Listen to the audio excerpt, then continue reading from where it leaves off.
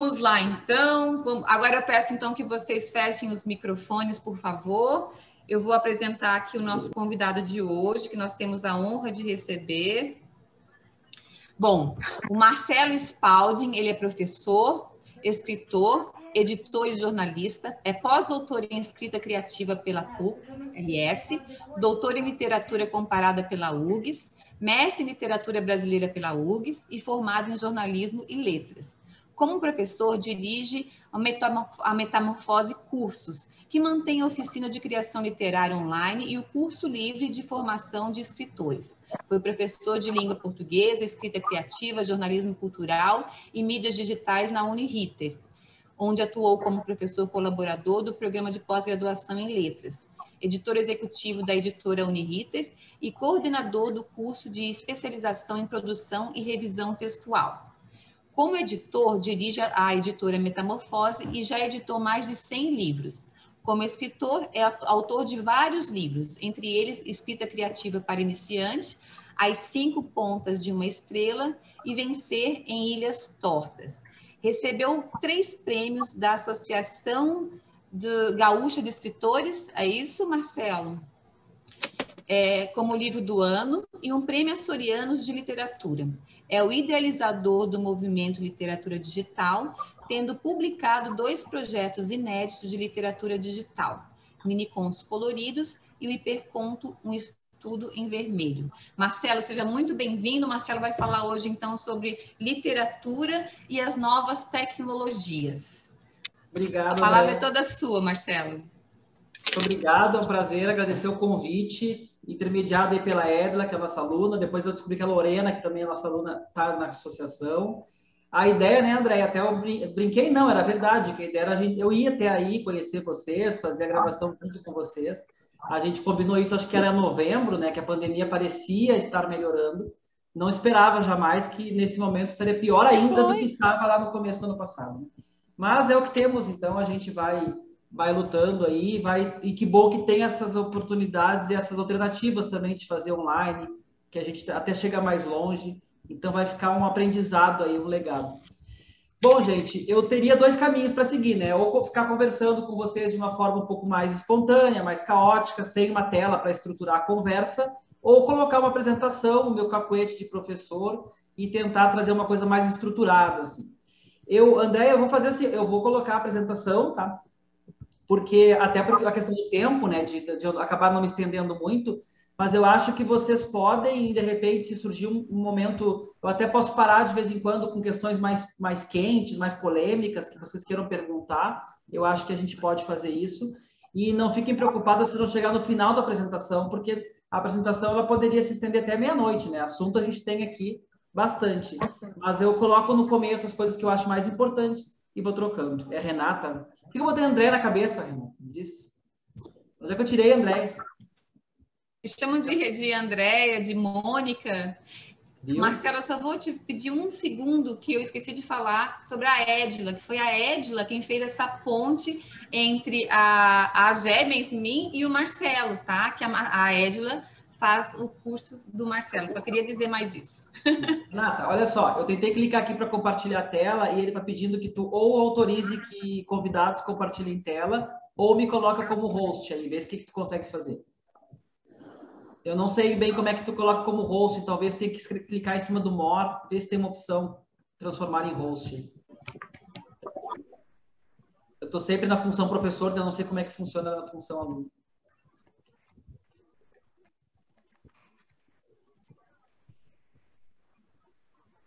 E o curioso é que eu chamei de André estando escrito Renata bem na minha frente, né, gente? Não tem explicação. Ainda bem que a minha esposa não está ouvindo. Renata, tu tá muda. O Marcelo, me ajuda aqui, porque realmente... Invite, não. Renata, posso sugerir, ali no Shade Screen, quando tu bate nele, vai aparecer a opção para abrir para todos os participantes. Eu acho que sim, tá. Porque aqui para nós não aparece que a gente está como... Aí vai ter uma opção que é permitir qualquer pessoa de compartilhar. Isso. Show? Ali no compartilhamento de tela. Quando eu abro o Share Screen, aparece essa opção? Do ladinho aparece para ti. como tu é host. Abrir para todos os participantes. Não? Não. Eu consigo ir sem, gente. Eu consigo ir falando aqui. Peraí, optimize screen, share. Porque tem só para mim aqui, eu não consigo. Avançado, basic files, whiteboard, avançado, iPhone. Renata. Clica em avançado. Avançado? Vê se não vai abrir avançado.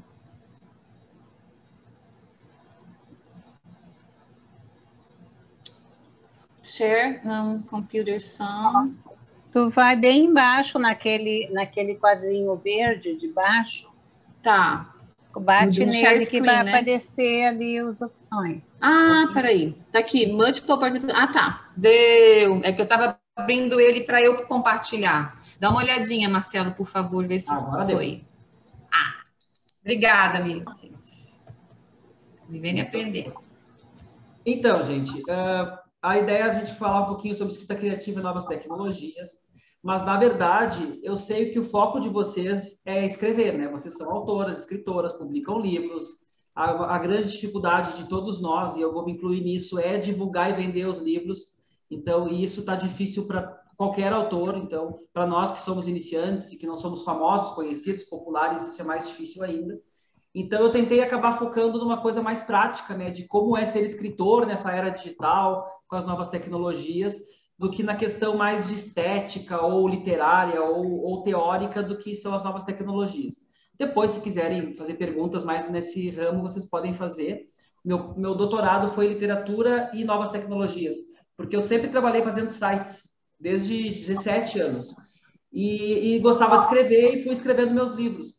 Então, no doutorado foi quando eu consegui casar as duas coisas, quando eu consegui juntar meu gosto pela literatura com o meu aprendizado e minha experiência com a internet. E foi um doutorado sobre literatura no iPad. É curioso que o iPad nem existe direito hoje, ele mudou muito do que ele era naquela época. Mas essa ideia de trabalhar literatura na internet, em outros lugares, eu acabei levando para a minha vida, né? E hoje trabalho bastante com isso. Então, a grande pergunta que a gente deve se fazer hoje é o que é ser escritor? Até, Renata, eu não sei qual é o critério da associação de vocês. O que é o critério para entrar na associação de escritores, né? Então, o que é ser escritor? Será que ser escritor é ter um livro publicado? Ou se a pessoa publicou dezenas de livros na internet, ela é uma escritora? Ou se a pessoa tem uma coluna de jornal super lida e conhecida, mas nenhum livro, ela não é uma escritora? Então, por muito tempo, a gente achou que ser escritor era sinônimo de publicar um livro em papel. E hoje não é mais assim. Eu acho que hoje a gente tem que repensar esse conceito. Acho que publicar um livro em papel, muitas vezes, é sinal de que nós temos, sim, uma carreira, nós somos escritores, mas muitas vezes a pessoa publica o livro, mas o livro não repercute, não circula, e ela acaba não se reconhecendo e não se tornando uma escritora de fato, né? E aí, para a gente tentar entender, então, quem somos nós nesse momento, o que é ser um escritor, eu acho que a gente tem que se fazer duas perguntas. A primeira pergunta é por que a gente escreve? Por que vocês escrevem? Acho que é legal a gente parar, não agora, mas vocês pararem um tempo escrevendo uma folha. Por que vocês escrevem? A gente escreve porque gosta, porque precisa, para não enlouquecer, porque é mais barato que terapia, porque quer ganhar dinheiro, porque é profissão. Todas as respostas são legítimas, né? Mas é importante entender por que cada um escreve. A maioria das perguntas que as pessoas fazem ligadas à escrita ou até a mercado editorial, Marcelo, vale a pena publicar um e-book na Amazon? Vale a pena pagar para fazer um livro? As respostas sempre vão depender das respostas que vocês dão para essas perguntas. Depende, né? Depende porque vocês escrevem. E, além disso, depende também porque vocês querem publicar um texto, que são respostas diferentes. A gente, às vezes, escreve por um motivo e quer publicar por outro. As pessoas, por vezes, confundem as duas coisas, misturam as duas coisas. Mas escrever é um ato solitário, né? Todo mundo aqui, eu acho que escreve porque é mais forte do que nós, precisa escrever, escreve desde criança. Então, escrever é um ato solitário que todos nós temos o direito de escrever. Escrever não tem que ser bom, não tem que estudar, é um direito que todo mundo tem de escrever. Agora, a gente, quando decide que quer ser escritor, que quer publicar o que a gente escreve, a gente pode parar e pensar, tá bem, eu escrevo porque isso me faz bem, porque eu não enlouqueço enquanto eu escrevo. Mas por que eu quero mostrar o que eu estou escrevendo para os outros? Por que eu quero publicar? Essa pergunta também é muito importante. A resposta de vocês, pelo motivo que vocês querem publicar, vai definir quem vocês vão ser ali adiante, se vocês vão investir no livro ou não, se vocês vão esperar um concurso ou não. E não tem resposta certa, gente. Cada um de vocês, eu sei que tem um motivo para publicar e todos são legítimos. Porque vocês sabem, né, eu acho que vários já publicaram livro, hoje em dia publicar um livro é fácil. A gente dá 3, 4 cliques na Amazon, o livro está publicado. Vai numa gráfica, a gráfica faz a diagramação, ficha catalográfica e publica o livro. O difícil é depois. E se a gente não tem uma noção muito forte de por que publicar aquele livro, a gente às vezes não vai estar disposto a fazer o trabalho que tem que fazer depois de publicar o livro. Então, essa pergunta é importante. Por que, afinal, vocês querem publicar um livro? E a gente até depois pode desmembrar um pouco isso. Eu sempre coloco para eles quatro itens, 4 ou 5, agora eu acho que eu acrescentei mais um. O primeiro é para o reconhecimento. Tem pessoas que querem publicar livros para ser premiada, aparecer no jornal, mostrar para os colegas, ser reconhecido pela família. É o reconhecimento, né? Que é legítimo, não tem, como eu disse, não tem certo e errado.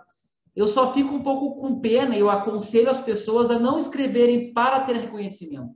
Não escrevam pensando no prêmio, no jornal, porque é muito difícil, gente. É muito difícil. Tu não tem nenhum controle sobre isso. Tu pode escrever um texto maravilhoso e naquele ano o júri escolher outro texto e não premiar o teu texto. Os jornais a gente sabe que estão numa crise incrível, o rádio também, então não tem quase espaço para quem escreve.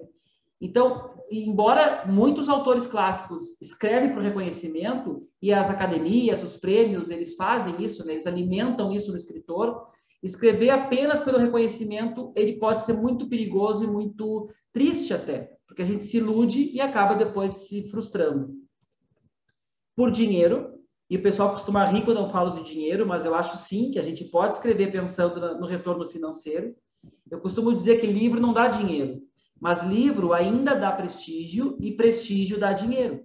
Então, eu só estou falando com vocês aqui, com 38 anos, tenho uma empresa de cursos, dei aula em faculdade.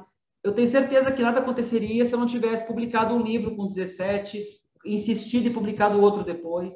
Então, o livro ainda tem esse prestígio que a gente, claro, hoje mudou um pouco em relação a 30, 40 anos atrás, né?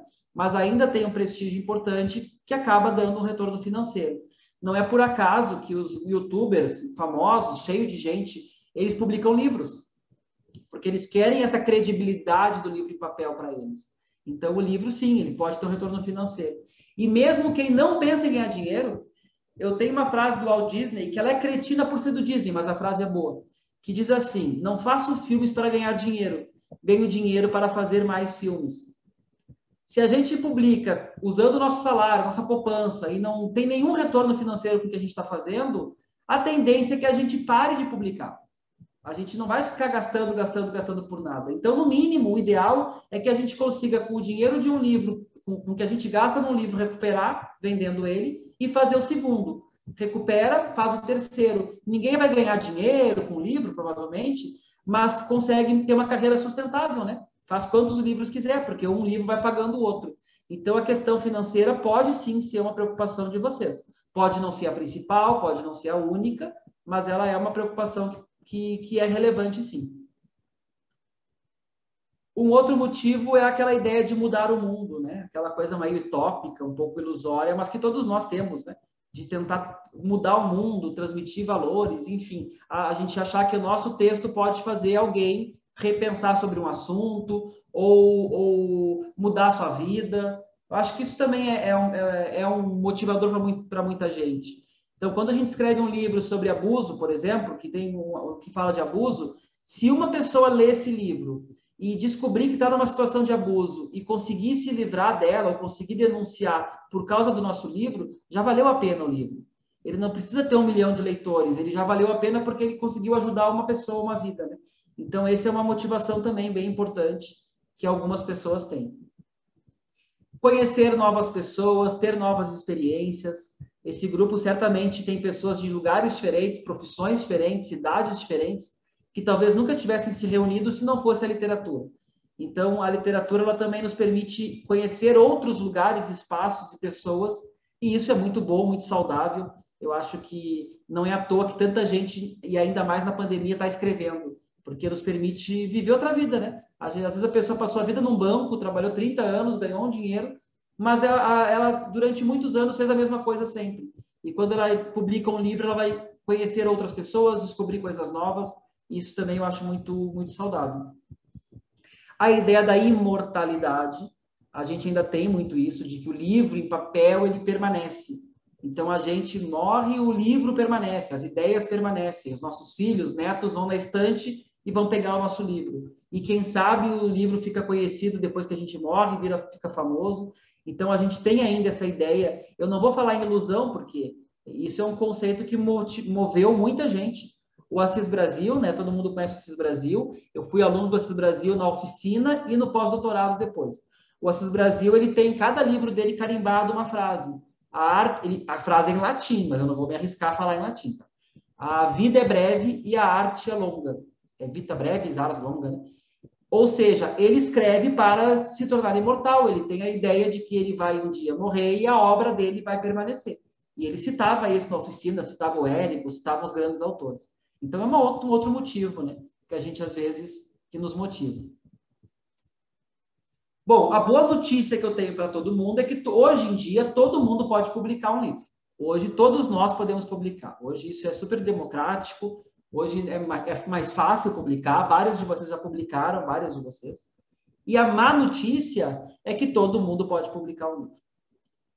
Então, o que talvez tenha nos motivado a ser escritores, a ter a ideia de que a gente ia ser conhecido, famoso, era aquela literatura dos anos 40, 50, em que havia poucos escritores.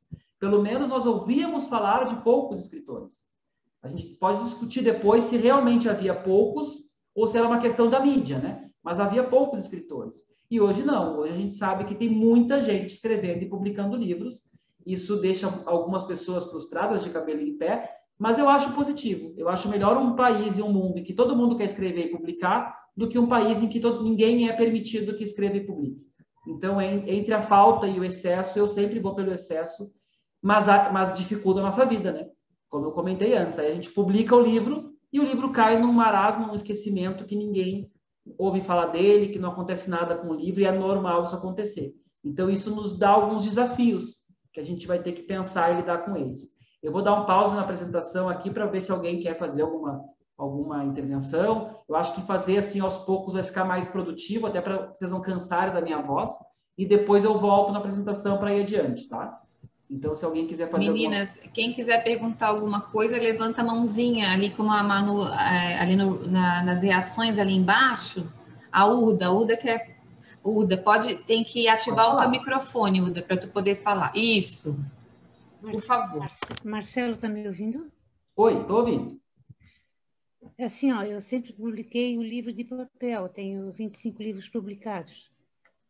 Eu fui editora também, tem toda uma história com o livro, né? Mas agora eu estou escrevendo um livro que eu acho que eu já vou publicar direto na Amazon e pronto. É válido isso? Eu não entendi bem, Urda. Tu está escrevendo o livro, ao finalzinho eu não peguei bem a frase. Eu estou pensando em não fazer mais em papel, publicar direto na Amazon. Tá.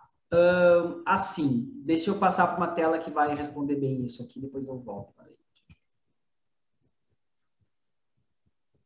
Aqui, ó. Alguém quer fazer? Eu já te respondo, tá, Urda? Eu vou, na próxima intervenção com a apresentação, eu vou tocar nesse assunto, então acho que vai ser mais produtivo. Alguém quer fazer algum outro comentário? Então, vamos lá. Eu acho que só ia comentar uma coisa. Quando eu era mais nova, eu li alguns livros, assim, eu li alguns livros de mitologia grega e alguns outros que tu via mais claramente, né, algum tipo de valor, alguma coisa que a pessoa queria passar. E eu lembro de sentir algo bem assim, tipo, nossa, eu quero ser assim, eu quero escrever e eu quero passar alguma coisa, sabe? Eu quero ajudar as pessoas a viverem melhor de alguma forma, sabe? Era uma ideia meio assim que eu tinha, né, quando eu era criança. E eu acho que isso vai evoluindo quando a gente vai vendo que as coisas são complexas, né? E é uma coisa bem interessante como tu vai lidando com isso, porque cada vez que tu escreve, parece que vai modificando como tu vai pensando sobre as coisas, né? Com o passar do tempo, tu relê aquilo já é um pouco diferente. Com Então, certeza. eu acho que E é uma assim, questão muito... aquilo que eu coloquei como 5 tópicos, dá para misturar tudo, né? Então, alguém pode ter como motivação o dinheiro mais os valores, alguém pode ter começado por um motivo, depois continuado por outro. Eu sempre digo que o primeiro livro é vaidade, gente. É vaidade. Meu primeiro livro foi pura vaidade, até demais. Então, a gente publica um livro, talvez 2 por vaidade, mas a gente não continua publicando livros por vaidade. A gente tem que encontrar outra motivação, porque a vaidade já foi, né? Se eu publicar um livro hoje e fizer um lançamento, nem minha mãe vai no lançamento, porque não é novidade mais. Então, eu tenho que encontrar outras motivações para continuar escrevendo e publicando. E, Laura, isso da coisa do ensinamento, né, dos valores, a gente aqui não é nem momento, mas não custa dizer, a gente só tem que cuidar que na literatura a gente não vai dar lição de moral, a gente não vai fazer uma parábola, uma coisa mais explicativa.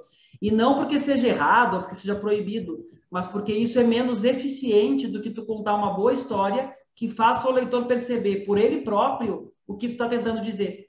Então, se tu escreve uma história boa sobre violência contra a mulher, tu não precisa ter todo um discurso de violência contra a mulher. O leitor percebe o absurdo da violência contra a mulher e, no final, ele vai pensar sobre isso. Então, é claro que vocês também podem fazer livros de não ficção, né? Aqui eu estou falando com pessoas de livros variados.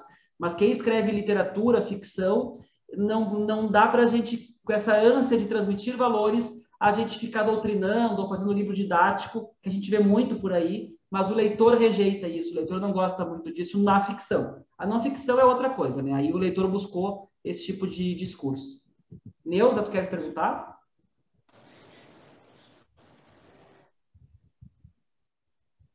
Neuza, tu vai precisar liberar o teu microfone. Isso, tem que abrir o microfone, Neuza. Desculpa. Boa noite. Eu gostaria de saber o que você acha em relação a ilustrações nos livros, poesia ou mesmo na prosa poética. É favorável à vendagem? Melhora? Tanto faz? O colorido, preto e branco? O que você acha?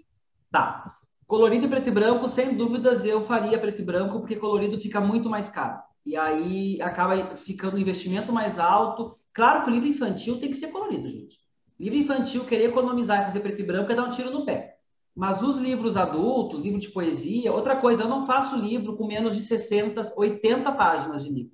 Então, às vezes, o autor me manda um texto lá com 40 páginas, eu digo, olha só, eu tenho uma frase que eu falo muito para eles, não dá para ter pressa para publicar livro.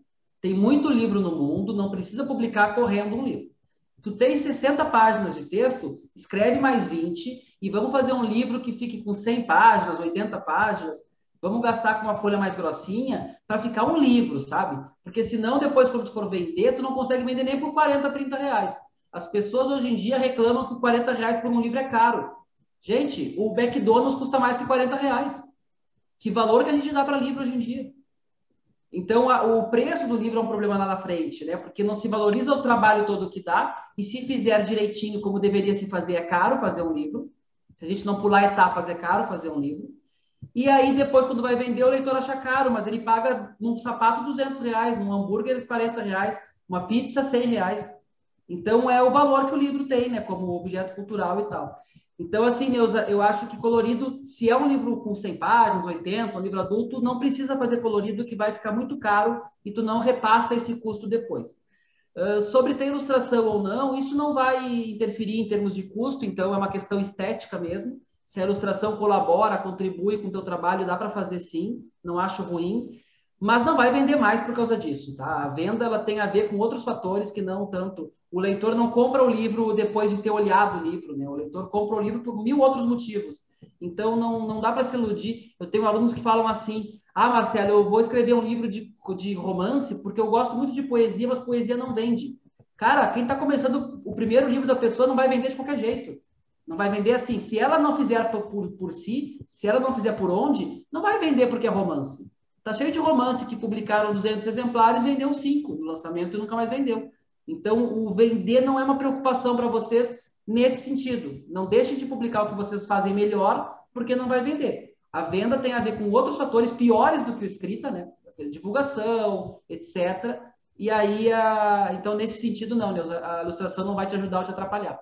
Mas eu acho positivo. Eu não sou preconceituoso com a ilustração, não. Vamos fazer assim, vamos deixar a Alana e a Edla perguntar e eu vou voltar para a apresentação, tá? Senão vocês vão... Isso, aí tu vais responder a Urda quando tu voltares para a sua... Se eu não responder, tu fala de novo, Urda. Mas eu acredito que ela vai responder nessa próxima tela. Fala, Alana. Acho que a Edla estava na minha frente. A Edla é de casa, ela espera. Pode falar. Pode falar, Alana. Bom, eu não sei, né, Marcelo, se tu vai poder responder também mais futuramente, como o da Urda, que agora tem uma nova chamada, né, para fazer biografias de pessoas vivas, né? Está tendo bastante procura nisso. E como tu vê isso? Com aquela parte ali, né, que é praticamente, que eu estou vendo que um conhecido meu me pediu para a gente fazer uma biografia sobre a esposa dele, lá do Ceará. Ele vai pagar ou não? O quê? Ele vai pagar para fazer? Não, ele me pediu para me fazer, ele também quer me contratar, então eu estou entrando nisso, eu comecei a ver sobre isso, né, o que seria, como seria, né, porque eu tenho experiência de, não minha, eu escrevendo, mas biografia de pessoas mortas, né, depois postas, né, mas agora, quando pessoas vivem, é um pouco diferente, porque daí eles têm aquela expectativa praticamente da pessoa vai ler realmente se a gente retratou ela. Eu não me identifiquei com o livro, né? Tem esse risco. Posso te responder porque eu não tenho depois nada mais profundo sobre isso, então eu vou te responder minha opinião, tá? Primeiro, assim, gente, biografia de pessoa viva já existem algumas bem famosas, tá? Tem, por exemplo, enfim, tem biografias de pessoas vivas, então isso existe. Eu ia citar o Chateau e o Garrincha, mas eles tinham morrido, então iam ser um péssimo exemplo. Mas tem biografias e autobiografias de pessoas vivas. Quando alguém te contrata para escrever um livro, tu pode fazer como ghostwriter, que é a pessoa que escreve, mas não assina, e tu pode escrever assinando, né? Então, daí, Alana, a resposta depende de ti. Eu, por exemplo, hoje não faria um ghostwriting, primeiro porque hoje eu tenho um trabalho que me toma muito tempo, que eu não teria condições de tempo e não precisaria da grana que esse trabalho me daria. Tem colegas meus que fazem pela grana, até porque custa caro o ghostwriting. E eu sou muito vaidoso, eu acho, então eu ficaria muito frustrado de não ter meu nome no livro. É um outro motivo que eu não ficaria um ano trabalhando num texto que não vai ter meu nome depois, tá? Então, isso é a minha opinião, minha resposta pessoal. Agora, tu tem a tua vida, a tua organização, é um trabalho como qualquer outro, não é um trabalho antiético. Várias pessoas fazem isso há muitos anos. Então, se for nesses termos, né? Ah, mas ele não vai me pagar nada, é só para eu ajudar. Aí depende se é muito teu amigo, se é uma pessoa que tu confia, que vale a pena. Não. Teoricamente, ele até pediu o valor, tanto que eu não tenho a mínima ideia disso. Daí a gente pode trocar depois e-mail. Eu vou botar meu e-mail aqui no chat até para você. O Marcelo, só bem rapidinho. Oi. Sobre esse assunto, por exemplo, o Jô Soares fez a autobiografia dele e ele tem um autor que é aquele japonês, esqueci o nome dele. E no livro vai o nome dos dois, vai do Jô Soares e dele, que foi o jornalista. Exatamente. Alana, depois tu me escreve ali. Então, eu conheço gente que cobrou 15 mil fazer uma biografia.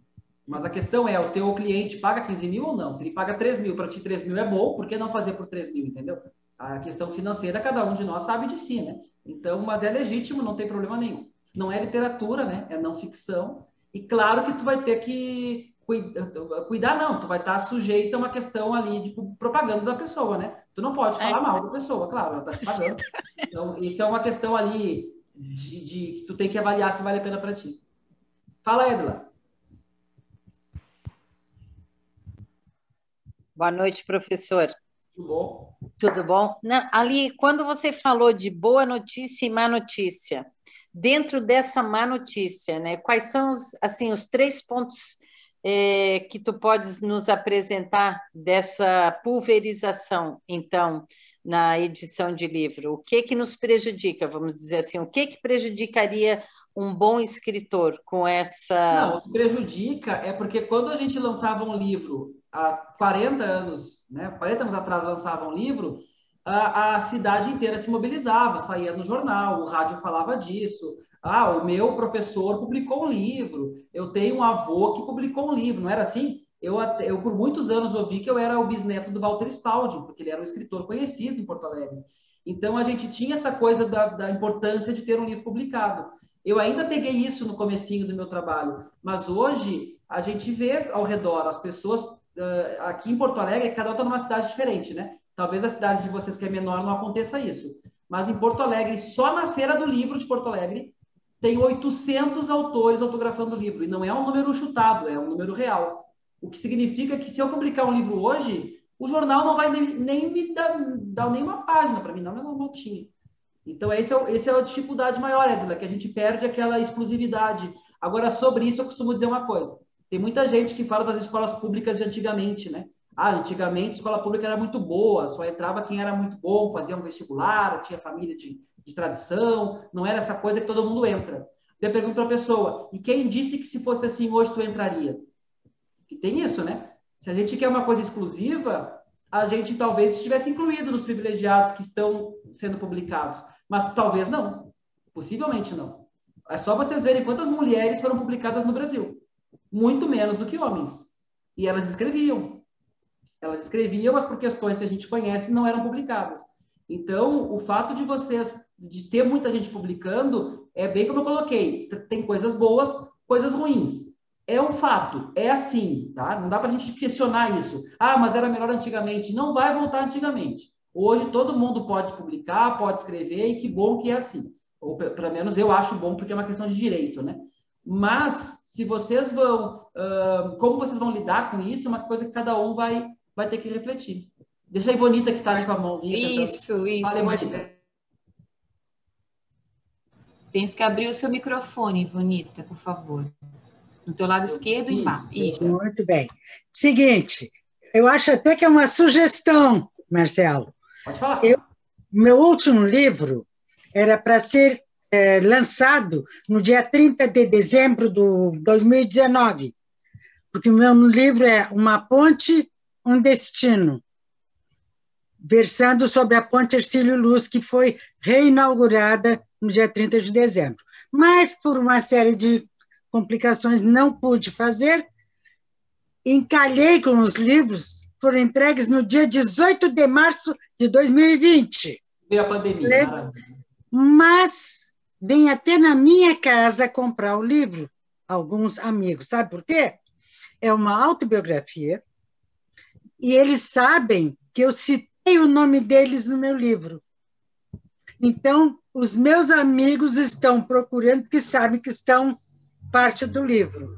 Isso aí eu acho que é uma coisa bem interessante. É uma ideia. Nem sempre cabe fazer, mas quando couber, e uma coisa que tem se feito muito é o financiamento coletivo. Então, antes de imprimir o livro, faz uma venda pela internet, para quem quer apoiar, e é a pessoa que apoia, a gente coloca o nome no livro. É outra possibilidade. Também. A pandemia. Gente, eu vou seguir a apresentação aqui, tá? Até para responder acho que a Urca, né? Então, assim, isso aqui é uma parte mais para frente do que eu ia falar, mas a gente pode falar agora. Objetivamente, o que mudou para publicar um livro com a era digital? Os caminhos para se publicar um livro impresso individual antes, tá? Voltem no tempo aí, voltem 30, não é tanto tempo assim. Uns 30 anos atrás, para publicar um livro, era esse formato. O autor tinha uma ideia, escrevia um texto, ele precisava encontrar um editor, uma editora. Essa editora ia contratar um revisor, diagramador, ilustrador, a editora ia buscar uma gráfica e a editora ia buscar uma livraria. E essa livraria que fazia o livro chegar nas pessoas. Era assim, né? Todo mundo viveu essa época. Todo mundo não, tem gente aqui com menos idade. Mas eu, quando era mais criança, era assim que funcionava. Bem, em termos de dinheiro, a livraria ganhava 50%, e até hoje ela cobra até mais do que isso, e o autor ganhava 10%, tá? Essa era a ideia. Aí vocês vão me dizer, então a editora ganha muito, porque ela ganha 40%. Não é verdade. Por quê? Porque quem é que paga o revisor, a gráfica, o ilustrador? É a editora. E quem é que ganha sempre? Essas pessoas aqui. Esses profissionais ganham sempre. Se vender um livro, se vender 1000, eles ganham igual. A editora, então, é quem tinha que fazer o investimento. Ela gastava lá 5, 10 mil para fazer o livro. O autor pode ser que ele ganhe pouco, mas ele não gastava nada. Ele entregava o texto dele e ficava esperando vir o resultado. Ele não gastava nada. Ele não corria nenhum risco. E assim funcionou por muito tempo, né? Mas vocês percebem que é um modelo... Se coloquem no lugar da editora. Sejam vocês os editores. Vocês investiriam no livro de um autor desconhecido? Claro que não. Por quê? Porque vocês têm uma chance enorme de perder dinheiro, né? Claro que não. O que mudou com o tempo e com vários autores que não conseguiam ser publicados? Primeiro, hoje é muito mais fácil produzir um livro e imprimir um livro de boa qualidade. A tecnologia evoluiu. Um pacote da Adobe, que é o programa que a gente usa, Photoshop, InDesign, era um programa caríssimo antigamente. Hoje ele custa 200, 150 reais por mês para ter todos os programas atualizados. Para quem vai trabalhar com isso, não é caro, né, gente? É um valor que é um investimento. Tem programas gratuitos muito bons que fazem diagramação. As gráficas de livro digital, hoje tem livro que fica igual. Esses meus livros aqui são livros feitos em gráfica digital, tu não vê a diferença. Então, a tecnologia melhorou. Os meios de divulgação digitais. Qual era o único jeito de divulgar um livro há 30 anos? Era conseguir espaço no rádio e no jornal. Quem é que escolhia quem vão ser os escritores conhecidos nas cidades? O rádio e o jornal. E não por acaso, a maioria dos escritores conhecidos eram jornalistas, radialistas, colunistas. A RBS aqui, todo mundo escrevia. Claro, porque eles tinham o canhão do jornal e do rádio para divulgar. Hoje tem internet, tem Instagram, tem rede social, tem WhatsApp, enfim, YouTube. Tem outras formas para se divulgar. E, além disso, hoje tem alguns atalhos nessa cadeia do livro. Hoje, a Edla pode pegar o livro dela, fazer o cadastro na Amazon e vender diretamente o livro dela para o público. A gente chama de marketplace isso, né? É até fácil de fazer. O livro impresso, eu estou falando, tá? Então, é possível criar um marketplace hoje e vender o livro direto na Magazine Luiza, na estante virtual, onde ela quiser. E hoje também existem gráficas que funcionam como editoras. Tem gráfico que pega o teu trabalho, bota em ISBN, coloca a ficha catalográfica, faz a capa, diagrama e imprime. Então, as editoras e as livrarias, hoje, elas são dispensáveis, teoricamente, tá? Teoricamente. Hoje, o autor pode contratar um revisor, diagramador, ilustrador, o autor pode contratar uma gráfica e o autor pode vender o livro dele direto para o público. Não tem nada de errado com isso. Aquele fluxo que eu mostrei antes continua existindo, tá? Esses fluxos, eles vão se somando, eles não são uma coisa ou outra. Mas tem uma terceira forma, que é uma forma intermediária de fazer isso. Qual é o problema desse formato aqui? Que talvez vários de vocês façam, tá? Qual é o problema desse formato aqui? Tem dois problemas. O primeiro é que hoje a pessoa escreve um livro numa madrugada, acorda feliz da vida, acha que o livro está pronto, faz tudo isso aqui e imprime o livro. Não tem filtro, gente. O que fazia um editor clássico antigamente? Deveriam fazer os atuais. Ele lia o teu livro e dizia: Alana, teu livro tá bom, mas esse capítulo aqui tá sobrando. Esse personagem não tá legal. Esse trecho aqui tá machista. Aqui tem muito erro de português. Aqui tem que trocar. As pessoas tinham esse trabalho com o autor. Alguém lia o texto do autor e dava esse feedback para o autor. Não pode ser uma coisa de vaidade de fazer o texto de noite e no dia seguinte publicar. Esse trabalho, que às vezes não é feito, porque não é uma revisão, a revisão também é fundamental, mas isso é antes da revisão. Esse trabalho que às vezes não é feito, ele é caro. Porque se alguém me der um livro de 100 páginas para ler, eu não tenho como dar uma olhadinha e fazer um comentário, eu tenho que ler o livro. Eu vou tomar o quê? Um dia lendo o livro? 2 dias? 10 dias? E vou ter que cobrar 500 reais, 600 reais, 1.000 reais. Então, existe um custo fixo para fazer um livro, que é esse custo de algum profissional, ou algum colega, ou alguém que leia e comente o livro. Tem que pagar um revisor. No mínimo, tá? No mínimo. E se tu pagou o revisor e pagou o editor, mesmo que a capa tu faça num programa automático, que a diagramação a Amazon faça para ti, tu gastou, vamos supor, 1.000 reais para fazer teu livro. Aí, Urca, vem a minha questão. A gente não consegue vender 1.000 reais em e-book. É mais fácil vender 2, 3 mil reais num livro impresso do que vender 1.000 reais em e-book. Então, eu ainda aconselho, pode ser que mude com o tempo, mas eu ainda aconselho os autores a fazer o livro impresso, para que na venda do impresso, mesmo que sejam 100 livros, mas que esses 100 livros paguem os custos direitinho do livro e, junto com isso, publica online. Então, as duas coisas, não precisa ser uma coisa ou outra. Mas eu acho que publicar só digital, ou tu vai ter gastado um dinheiro que não vai recuperar, ou vai ter pulado etapas, que muita gente faz. E eu não acho que isso seja bom. Eu, como autor, como editor, não faço isso. Eu pago alguém para revisar meu texto, eu pago alguém para dar um palpite no meu texto, eu pago alguém para fazer a capa para mim. Como eu falei para vocês, gente, Eu já tenho 8 livros publicados, para que eu preciso de um nono? Um livro qualquer, para ter mais um livro no mundo? Não, eu tenho que fazer cada vez um livro melhor do que o anterior. Eu me cobro isso e eu acho que só faz sentido fazer um livro novo se eu conseguir fazer melhor do que o anterior. Então, eu acho que tem que ter um pouco de cuidado, porque ficou mais fácil, mas tem que ter alguém para fazer o trabalho. Pode ser um livro independente, tá? Isso não é um problema, porque hoje também é possível ter um misto, né? Hoje tu pode contratar uma editora, a editora fazer esse trabalho aqui, contratar a gráfica, devolver para o autor e o autor vender para o público. Isso também existe. Se a editora for boa, for séria, vale a pena. Mas às vezes a editora não é boa, não é séria, e vale mais a pena fazer sozinho. Então, a gente tem que entender que tem 3 fluxos possíveis aqui. Nenhum deles é pior ou melhor, mas depende de o que faz sentido para vocês. Eu já tive livro publicado por editora que pagou meu livro, já tive livro publicado por editora que eu paguei o livro e a editora fez todo o trabalho depois de divulgação e venda. Já tive livro publicado por uma editora de São Paulo e a melhor experiência para mim foi fazer meus próprios livros. Então, chegou um momento em que eu disse, não, eu quero comprar os direitos dos meus livros, eu vou criar uma editora e eu que vou lançar meus livros a partir de agora. Hoje, neste momento, talvez eu fizesse mais sentido ter uma editora que publicasse para mim. Uma editora média ou grande, não uma editora pequena que nem a minha, daí tem a minha, né?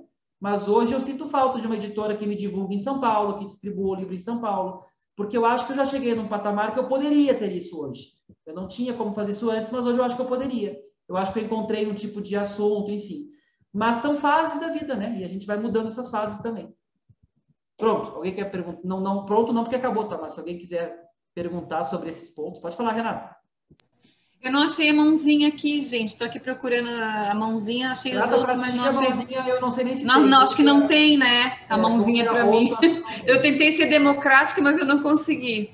Então, eu trabalho com essa questão de assessoria editorial. Na verdade, estou começando nessa questão, porque estou trabalhando faz um ano, mais ou menos, com um livro, enfim, de uma cliente e tal. E é justamente nessa questão de, até essa questão da gráfica, ok, né? Eu estou acompanhando o texto dela, com edição e tal, e levando para o revisor, e diagramador, e a gráfica. E aí a publicação. E isso ainda me causa muitas dúvidas, porque eu acho que a gente tem o livro, estou falando do livro impresso, tá? Como é que eu consigo ajudar essa minha cliente a colocar o livro impresso nas plataformas digitais? Amazon, Americanas, isso é uma coisa que eu vou ter que ir atrás, assim, como você está aqui, já vou aproveitar. É fácil, tá? Tu me manda um e-mail. Fácil? Tu manda um e-mail que eu vou te dar o link. A Amazon, ela tem um projeto que é o Amazon Seller Central, Central de Vendas da Amazon. E aí, essa central de vendas, tu faz um cadastro, tu nem precisa pagar por mês, tá? O estante virtual cobra por mês, não vale a pena. Na Amazon, não. Então, tu coloca lá o teu livro, e aí, claro, tem toda uma chatice de cadastro e tal, mas eles nem cobram caro. O percentual que fica com eles, acho que é 15%. Então, vale muito a pena. É só tu acessar o link ali do Ministério. Mas tem outras, né, Marcelo? Tem mas Americanas. Assim, eu, particularmente, só coloco na Amazon, tá? Ah, é? Eu acho assim, qual é a minha questão com o livro? Se a Lorena quiser comprar meu livro, ela tem que achar meu livro na internet. Essa que é a questão. Eu sei que ela não vai achar meu livro na loja, eu sei disso. Mas ela tem que achar meu livro na internet. Então, eu coloco na Amazon e eu tenho meu site bem feitinho, bem colocado no Google. Se alguém escrever no Google agora, Marcelo Spalding, escrita criativa para iniciantes, vai cair ou no meu site ou na Amazon. Não precisa estar em 30 marketplace. Então, em 2 tá bom. É mais fácil controlar, é mais fácil receber. Outra coisa, se tu tem 3 marketplaces e vende um em cada uma, às vezes elas só te pagam se tu atinge um mínimo de valor. Tu nunca mais recebe o dinheiro, porque fica um pingadinho em cada conta.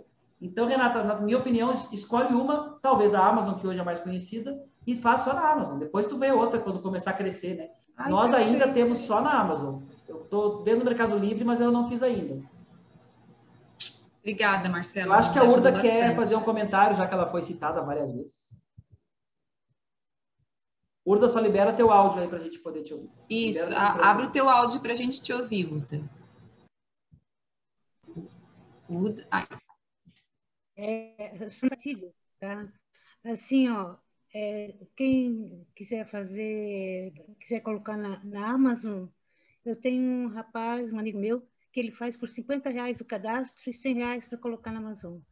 O livro impresso ou digital, Urda? Oi? Impresso ou digital? Digital. Digital. É que esse ano que passou foi quando eu comecei a botar minha obra na Amazon, e aí eu descobri esse rapaz, e quando é amigo meu, ele faz por esse preço. Então, assim, eu acho que depende de cada um de vocês qual é a familiaridade que vocês têm com as tecnologias ou não, né? Então, quem tem familiaridade, primeiro testa, abre, cria conta. O cadastro, por exemplo, não precisa pagar alguém para fazer. A não ser que a pessoa realmente não tenha tempo ou não entenda das mídias ou não quer se incomodar com a burocracia, quer mandar a conta, não sei o quê. Mas tenta. Hoje tudo é feito para a gente conseguir fazer, né?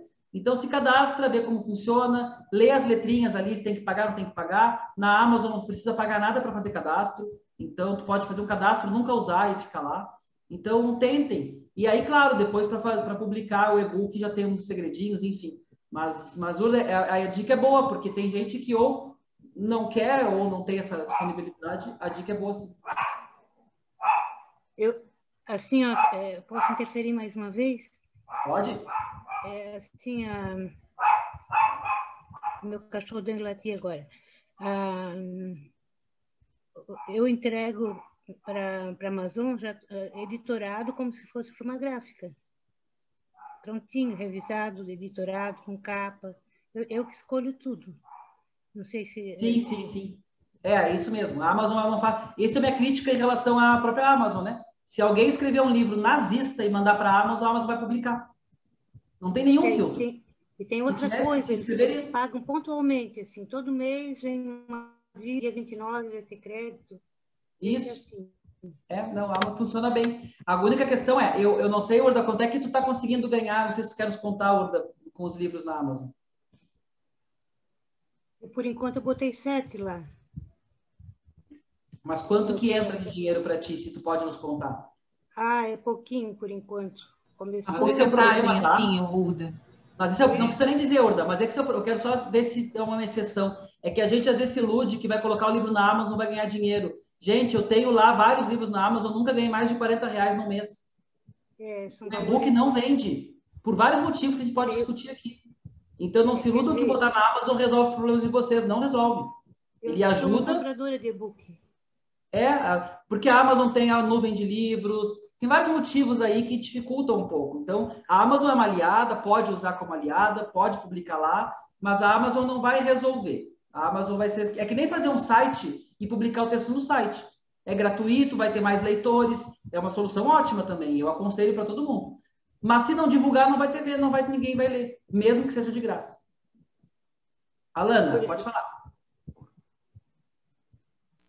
Para contribuir, eu estou sendo requisitada, né, com uns colegas, meus mentores, que o e-book é uma forma de formar a autoridade da persona no assunto.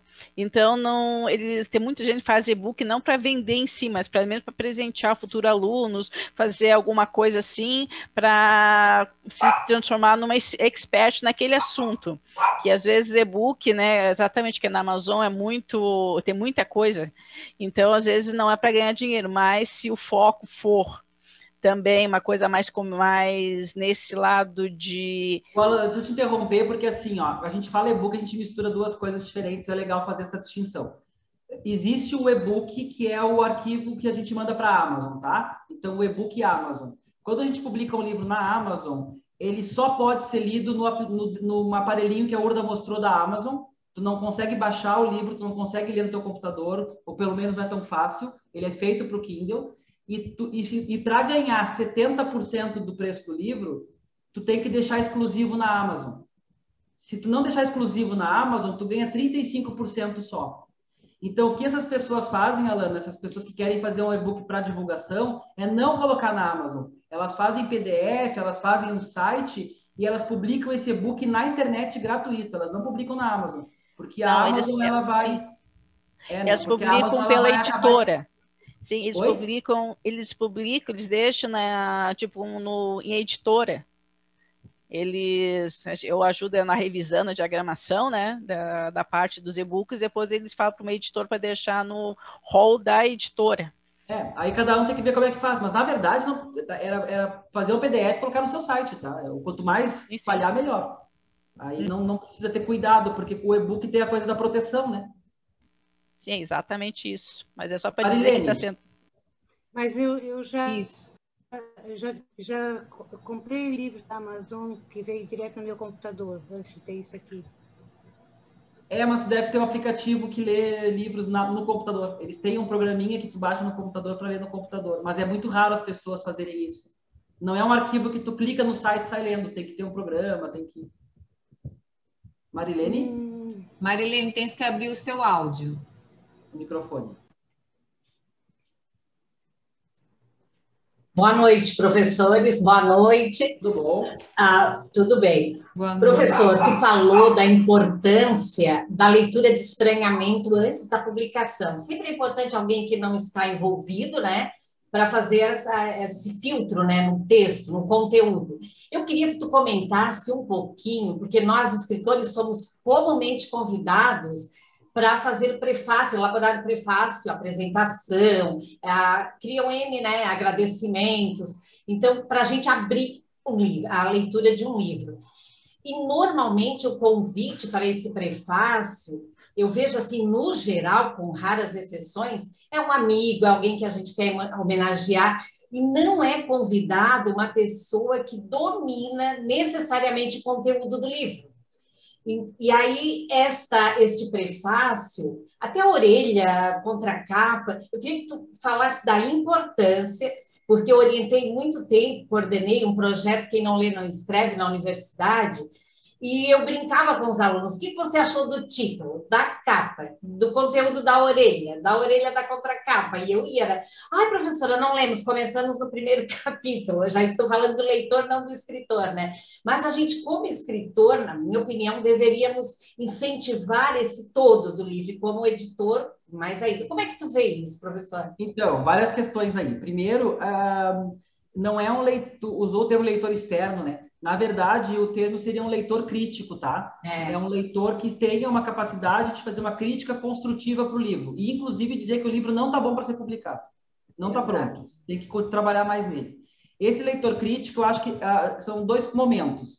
No primeiro momento, depois que vocês escrevem o livro de vocês deveriam enviar ele para 1, 2, 3, sei lá, quantas pessoas de confiança de vocês e conhecidos, Marilene, que vão ler sem cobrar nada para ajudar vocês, que é o primeiro leitor. Aquela troca de camaradagem que vocês entre si podem fazer, né? Alguém que vai ler, vai comentar, vai te ajudar. Bom, aí tu tem uma versão já mais pronta do livro. Aí eu acho importante a pessoa contratar ou uma editora ou um leitor crítico e, por exemplo, a Renata trabalha com isso, a Marilene trabalha com isso, ou vocês mesmas podem ter autoridade para se fazer um trabalho para uma colega. Aí é uma questão que cada um sabe de si, né? Então, contratar alguém para fazer uma leitura crítica profissional e dizer, teu livro tá bom, teu livro tá ruim.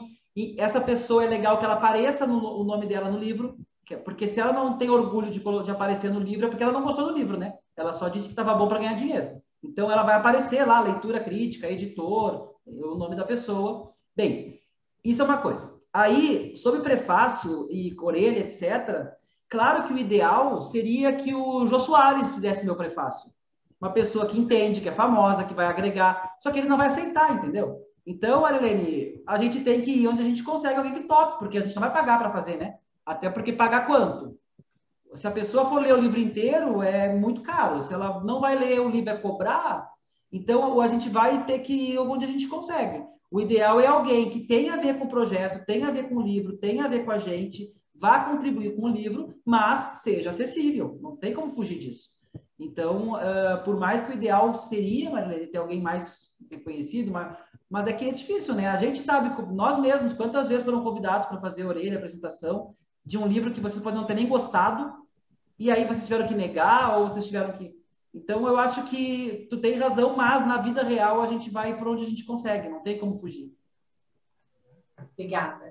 Imagina. Deixa eu fechar a apresentação, daí a gente pode abrir para perguntas até livres, né? Então, assim, gente, eu gosto muito de falar sobre a diferença de sonho e de ilusão. Eu sempre incentivo as pessoas a sonharem. Eu acho que a gente, sem sonhar, a gente não faz nada, a gente precisa, nesse momento, sonhar muito, né? Porque a realidade está tão difícil que se tu não vê um sonho ali na frente, a gente não vai conseguir se mover. Mas a pessoa iludida é um problema. Qual é a diferença? Quando eu tinha 17 anos, eu achei que eu ia começar a escrever, ficar muito famoso e ser o escritor mais famoso do Brasil. Isso é uma ilusão completa. Na hora que não aconteceu isso, eu publiquei um livro, vendi 1000 exemplares, publiquei o segundo livro, mas eu era infeliz. Por quê? Porque eu tinha me iludido. Eu tinha achado que era fácil. A pessoa que sonha, mas não se ilude, ela vai comemorando cada degrau que ela sobe. Consegui publicar um livro, puxa, que legal. Consegui vender o meu primeiro livro, que legal. Porque ela sabe que é difícil. E é difícil. Tem muita gente que vende facilidade na internet, é só fazer isso, só fazer aquilo, é marketing, é autoajuda, não é assim, é difícil. Então, a gente vai comemorando cada luta, cada momento, mas sabendo que as coisas não são fáceis. O pessoal no curso brinca aqui, o primeiro dia de aula eu já coloco uma ducha de água fria, mas é que eu acho tão triste a gente ser iludido, e às vezes por motivos não tão nobres, né? Que eu acho importante a gente ter a real e perceber que dentro desse mercado difícil ele tem espaço para nós. Então, eu acho que o sonho é importante, a ilusão não. Tem muita gente que fala que tem que ter talento, que não tem talento, ou que não sabe se tem talento. O mais importante não é o talento, o mais importante é a disposição. É a disposição de estar numa sexta-feira de noite aqui ouvindo falar sobre livro, de carregar o livro debaixo do braço, de ir no correio e postar o livro, de reler um livro que já escreveu e que não queria reler porque está com preguiça. É disposição, na verdade, né? E aí a gente troca a palavra talento pela palavra técnica. Tem gente que escreve muito e lê pouco. Não dá, gente. Não dá. A gente tem que ler, tem que estudar. Sabe a Sandy Júnior? A Sandy, ela é famosíssima, riquíssima, canta maravilhosamente bem, conhecida no Brasil inteiro. E ela até hoje estuda profundamente música, piano, nota musical. Ela continua estudando. Ela estudou muito quando criança. Ah, mas ela é pop, o Michel Teló, que é super popular, ele estudou música, ele conhece profundamente música.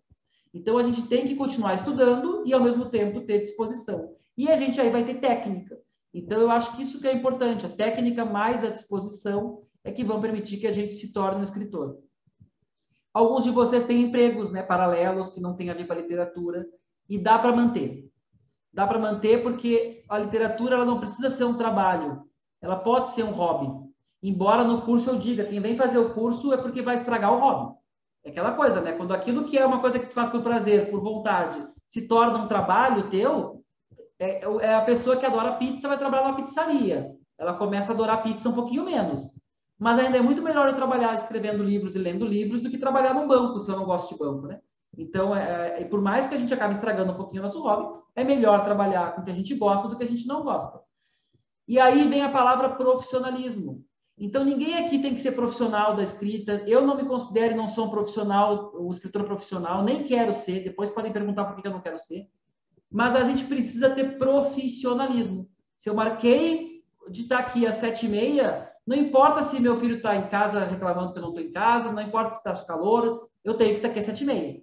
Se eu marquei para estar numa cidade às 8 da manhã, eu tenho que acordar às 5 da manhã. Então, a gente tem que agir com profissionalismo, que é diferente de ser profissional. Ah, mas eu não gosto de reler o que eu escrevo. Tem que reler. Tem que reler. Se tu quer publicar, quer ser escritor, tem que fazer a parte chata. Ah, mas eu não gosto de dar entrevista. Tem que dar entrevista. Eu não gosto de rede social. Tem que ter uma rede social. Então, a gente tem que ter profissionalismo para fazer, para poder ir adiante. Não ser profissional. Profissional é uma questão de cada um.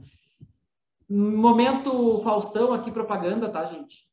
Então, muito do que eu falei está nesse livro Fantástica Jornada do Escritor do Brasil, que é um livro de uma autora que fez nosso curso, a Kátia, e essa é a capa do meu livro, Escrita Criativa para Iniciantes. Alguns de vocês devem ter. Ele está à venda na Amazon, está à venda no meu site. Se alguém quiser algum dos livros, eu botei aqui no WhatsApp. Não adianta me ligar que eu não atendo, tá, gente? Eu não consigo atender telefone. Mas me manda um WhatsApp que eu combino com vocês ali endereço e eu posso mandar sem frete, tá? Porque na Amazon e no site tem que pagar frete. Eu consigo fazer um desconto e não cobrar frete. Só para quem está aqui na palestra agora e está mandando o WhatsApp esse fim de semana, né? Não adianta mandar daqui a 2 meses que eu não vou nem lembrar que eu tinha promoção. Então, quem quiser, manda um WhatsApp aí que a gente pode fazer essa promoção. E quando vocês ouvirem falar desse curso que a Edila faz, e vocês tiverem oportunidade, condições, tempo de fazer, façam que vocês vão gostar. Ele tem 15 meses de duração, é uma aula por semana, aulas ao vivo. Começa comigo, depois vão professores mais variados passando pelo curso. O curso era presencial em Porto Alegre, agora ele é online com gente do Brasil todo, de fora do Brasil. Então, quando vocês tiverem oportunidade, vale a pena, tá? Especialmente quem trabalha com isso, tipo a Renata, porque dá uma visão de mercado, de serviços que pode prestar. Ele agora está com as vagas encerradas, né? Então, nem adianta agora. Quem quiser se inscrever para ser avisado da próxima turma, pode. Mas ele deve abrir vaga de novo em julho ou agosto. Porque eu nunca tenho mais de 200 alunos, 240, porque a ideia é que no final do livro no final do curso publique um livro. Então eu tenho que dar uma assessoria para as pessoas, e mais de 200 pessoas é loucura de eu dar assessoria, né? Então, mas em julho deve se formar uma turma e devem abrir vagas novas. Quem quiser, está convidado, anotem aí na caderninha de vocês e vocês vão gostar. A Edila está lá, não. A Edila está divulgando lá também. Gente, perguntem, fiquem à vontade aí, não temos problema com o tempo, podem perguntar, comentar, que eu estou à disposição de vocês. Meninas, então lembrando então de colocar aquela mãozinha, quem quiser perguntar alguma coisa. O Marcelo, sabe o que eu achei interessante enquanto o pessoal está ali se organizando? É essa negócio, eu estou tentando achar a expressão em português, mas em inglês seria down to earth, assim, tu cair na real. Porque realmente, às vezes a gente se ilude. Eu também já passei dessa fase do início ali. Quando eu vi o meu livro a primeira vez numa livraria, gente, foi uma emoção, assim, vocês não têm noção. Acho que todo mundo deve ter passado por isso, né? Assim, não acredito, sou eu que estou ali na livraria, que estou na vitrine da livraria e tal. E aí depois você vê que a coisa é um pouquinho diferente, assim, você tem que ter todo um jogo para o teu livro chegar e vender e chegar ao público.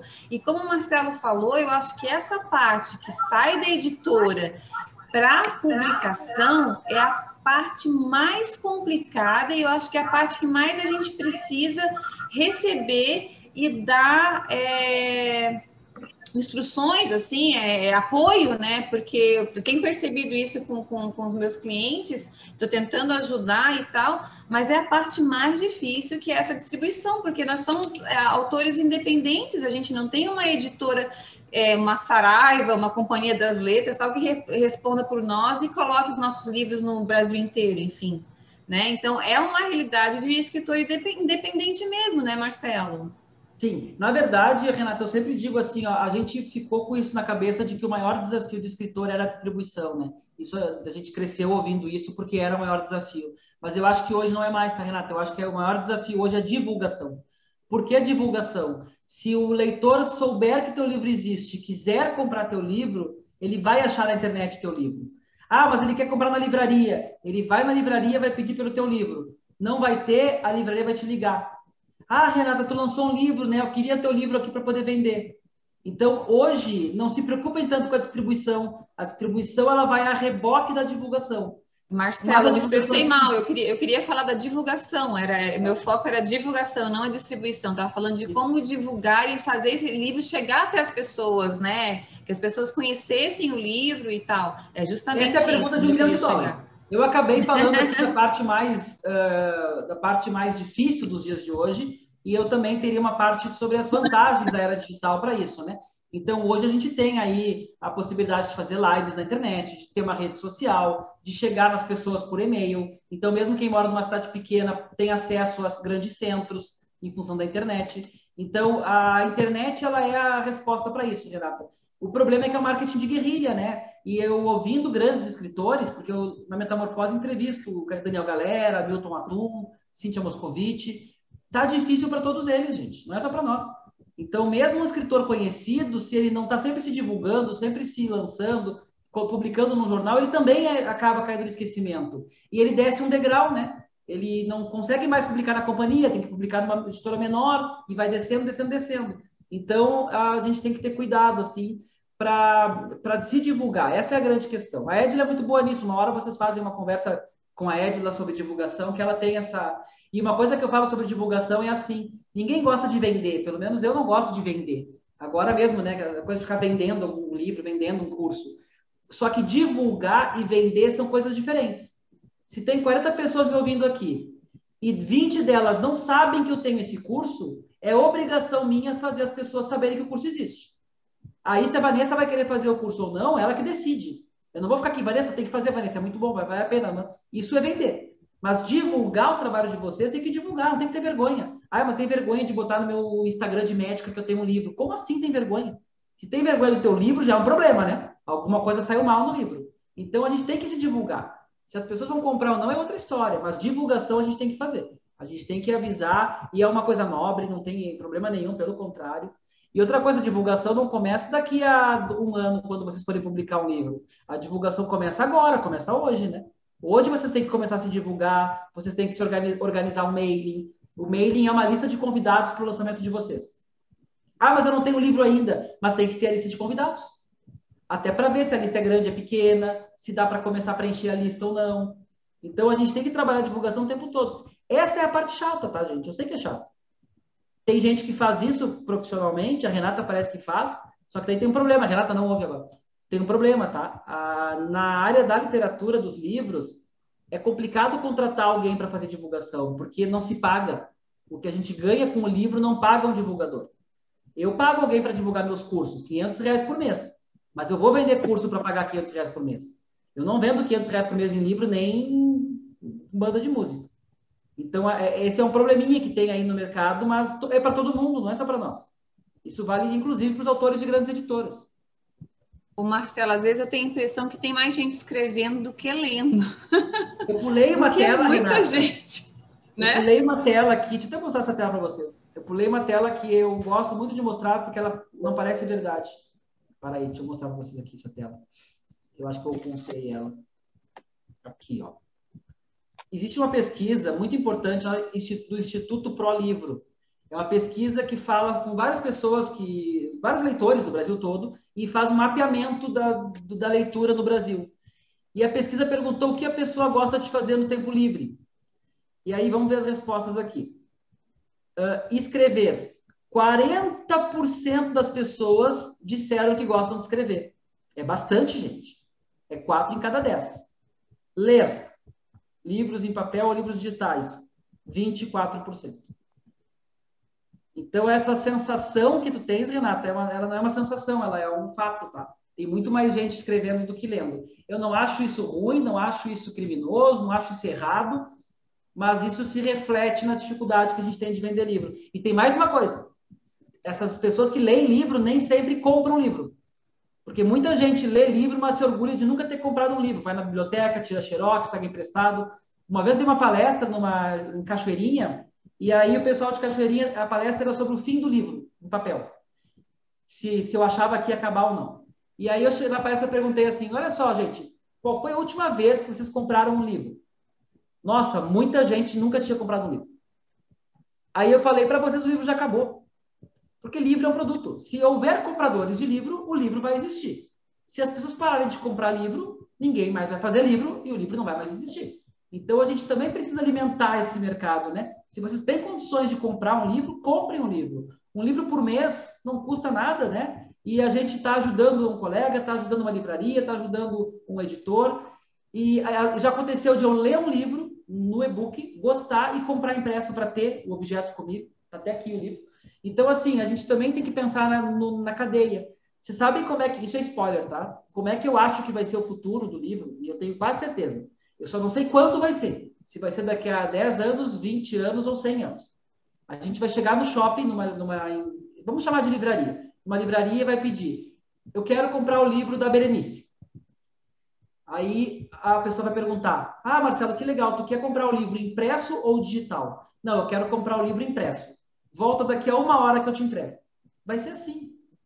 O livro impresso e digital vão se misturar. A pessoa imprime na hora o livro. E aí tu escolhe capa dura, capa normal.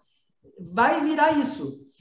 Olha o desafio que é para nós, né? Porque aí essa dificuldade que tem de distribuição e tal, ela some. Só vai acho que não vai levar muito tempo, Marcelo. Acho que não vai levar muito tempo para chegar nisso, não. Talvez não. Talvez não, mas não sei. É difícil prever por questões de custo, de cultura até da gente, né? Não sei. Hoje, fazer um livro só no Brasil custa uns R$60. É caro, mas já está baixando, né? Quando virar R$20, começa a ser interessante. Já tem empresas fazendo por R$20. A gente não consegue fazer nós aqui.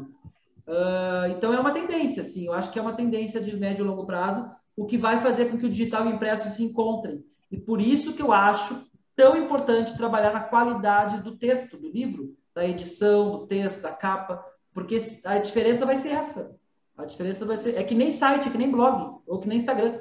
Não custa nada acessar o Instagram. E o Instagram do Neymar e o meu é a mesma dificuldade de entrar. Mas o dele é mais famoso, mais conhecido e tal, então tem mais gente. Berenice, acho que a Edila queria... Berenice é uma conhecida. Acho que a Edila queria falar, né, Edila? Não, Ah, tá, mais alguém. Meninas, mais alguém? Então, vamos, se mais alguém quiser, a gente vai encerrar, então. Urda, faz favor, pode falar. Urda e a Laura se manifestaram. Fala, querida. Urda? Ah, tá. Não, tens que abrir, Urda. Tens que abrir. Tu fechasse. Aperta. Isso. Deu. É que eu não estou achando a mãozinha, desculpe, assim. Não tem problema, assim, pode falar. Eu concordo com o Marcelo, que é assim, eu acho que o livro de papel, esse, né, que a gente vai, uma livraria lotada de livro de papel, esse ele tem um tempo, sei lá, 20 anos, alguma coisa assim, e depois o livro de papel vai continuar existindo por uns 50 anos, vamos dizer, alguma coisa assim, em sebos, em situações assim, mas que ele está, que desde o tempo, pode ser pouco, até hoje, ele ficou o mesmo livro, né? Eu acho que a própria pandemia vai modificar alguma coisa, mas isso são digressões assim que eu fico refletindo e de repente interfiro no interesse dos outros. Urda, sabe uma coisa que eu acho também, assim, tá, essa questão da impressão, que nem a fotografia é um exemplo muito incrível, tá? A Kodak era uma empresa bilionária, a gente tinha que ir lá fazer a fotografia, e em menos de 10 anos sumiu a fotografia. O CD, gente, olha que indústria fonográfica, sumiu o CD. E o livro resiste. Tem algum motivo aí meio ancestral que a gente tem que pensar por quê. Então, talvez a pessoa querer ter o livro como documento impresso na mão continue. E aí vai ser essa coisa de um por um, que nem eu falei antes da fotografia. Mas tem um outro tipo de livro que vai continuar existindo. O livro é um objeto. A gente, às vezes, gasta R$50, eu não estou aqui com meus Lego. Eu, às vezes, gasto R$50 num Lego, num bonequinho de Lego. Então, tem gente que compra livro pelo objeto livro, pela cor, pela espessura, pela diagramação. Esse meu livro aqui, eu fiz capa dura. Então, já é diferente de um livro meu normal, que não tem capa dura. Eu acho que os livros vão ter um investimento maior de produção editorial neles, e eles vão virar um objeto, eles vão virar uma... Tem livro de fotografia, né? A gente já vê isso, né? Tem livro infantil que tem cheiro, que tem dobradura. Então, o objeto livro vai se reinventar, eu acho isso. Que nem a pintura. Quando surgiu a fotografia, se achou que a pintura fosse acabar. E a pintura se reinventou de forma incrível, né? Com abstração, etc. Então, hoje eu não sou muito preocupado com o fim do livro em papel. Hoje eu sou mais preocupado com a leitura. Eu acho que se não tiver leitor, não vai ter livro em papel nem livro digital. Enquanto tiver leitor, vai ter livro. Quando acabarem os leitores, nós não vamos ter livro. Então, acho que o trabalho de todos nós, no fundo, é formar, motivar leitores, né? E a gente sabe que no mundo que a gente disputa atenção com Netflix, com música, tem muitas coisas nos distraindo, a leitura, ela é que a pessoa pare para ler um livro. Nós mesmos, né? Não sei vocês, mas eu tenho que me desafiar para isso. Desculpa. Posso interferir mais uma vezinha? Mais 2 vezes. Pode? Assim, pode falar, Uda. Fala sim. Agora esqueci. Urda, pensa aí e depois tu fecha com as tuas. Deixa a Laura e depois... Isso, vamos fazer o seguinte. A Neuza que está aqui com a mãozinha levantada, a Neuza faz a pergunta dela e depois a gente volta para a Urda. E daí a gente encerra. A Laura tinha levantado a mão fisicamente, Renata. Então depois a Laura também pode ir. Ah, perdão, então eu que não tinha visto. Eu acho que é isso, né, Laura? Eu vi que ela levantou a mão, acho que ela também... Ah, tá. Então, fala depois a Laura. Vai lá. A Neuza, a Laura e a Urda. Tá, vamos lá. Eu? A Neuza, né? Isso. Então, primeiro eu quero parabenizar a palestra, as informações ricas que a gente está obtendo aqui. Eu queria voltar, Marcelo, na escrita da biografia. Eu tenho uma dúvida. No caso de fazer uma biografia de uma pessoa, né, em memória, precisa ter autorização de toda a família para não ter depois problemas com direitos autorais? Direitos autorais não é problema, tá, Neuza? Se tu vai escrever a biografia, se não vai usar nenhum texto da pessoa, isso não é um problema. Então, não precisa. A questão toda, isso, vocês lembram de uma biografia do Roberto Carlos, que deu uma polêmica enorme, que foi parar no STF? Por quê? Porque a família pode te processar. Então, mas então essa é a minha pergunta, porque se a família ter algumas assinaturas da família e nem de todos, qual é o grau da família nada que te tem garante, que ter Neuza. Hoje em dia, na era dos advogados, nada te garante. A família pode autorizar que tu faça, assinar, tu publicar o livro, ela lê um capítulo e dizer, não, eu não concordo com isso, aqui tá prejudicando a minha imagem, e aí lá te processar. Não é provável, tá, Neuza? Porque a jurisprudência toda para biografias e para matérias e tal, ela dá liberdade de expressão e a questão jornalística mesmo, da apuração das fontes. Não é provável que aconteça, tá? Mas eu não vou te dizer aqui que tu não tem problema nenhum, porque eu seria irresponsável. Só que a assinatura das pessoas, ela não te resolve o problema. A assinatura da pessoa... Gente, ser processado, tu pode não... Assim, ó, aqui alguém pode achar que eu falei alguma coisa ofensiva e me processar. Não tem que ter razão, entendeu? Processar alguém não depende de nada. Depois a justiça vai avaliar se está certo ou não, e o processado pode contra-atacar, né? Não, a Renata está me processando por um motivo torpe, eu vou processar ela por calúnia. Ok, isso pode. Mas ninguém está livre de levar um processo. Então, Neuza, tenha cuidado. Faz um trabalho sério, com fontes, com pesquisa. Vê se tu quer mesmo fazer essa biografia, quem é a pessoa, por que se envolver com isso. Não deve dar problema, ainda mais nós autores aqui novos, que não são ricos, milionários, né? Mas sempre tem esse risco. É que, assim, eu faço a pergunta porque, no caso de quando é uma biografia que quase não vende, a família não vai ter interesse de procurar algum direito, de querer uma parte do dinheiro e tal.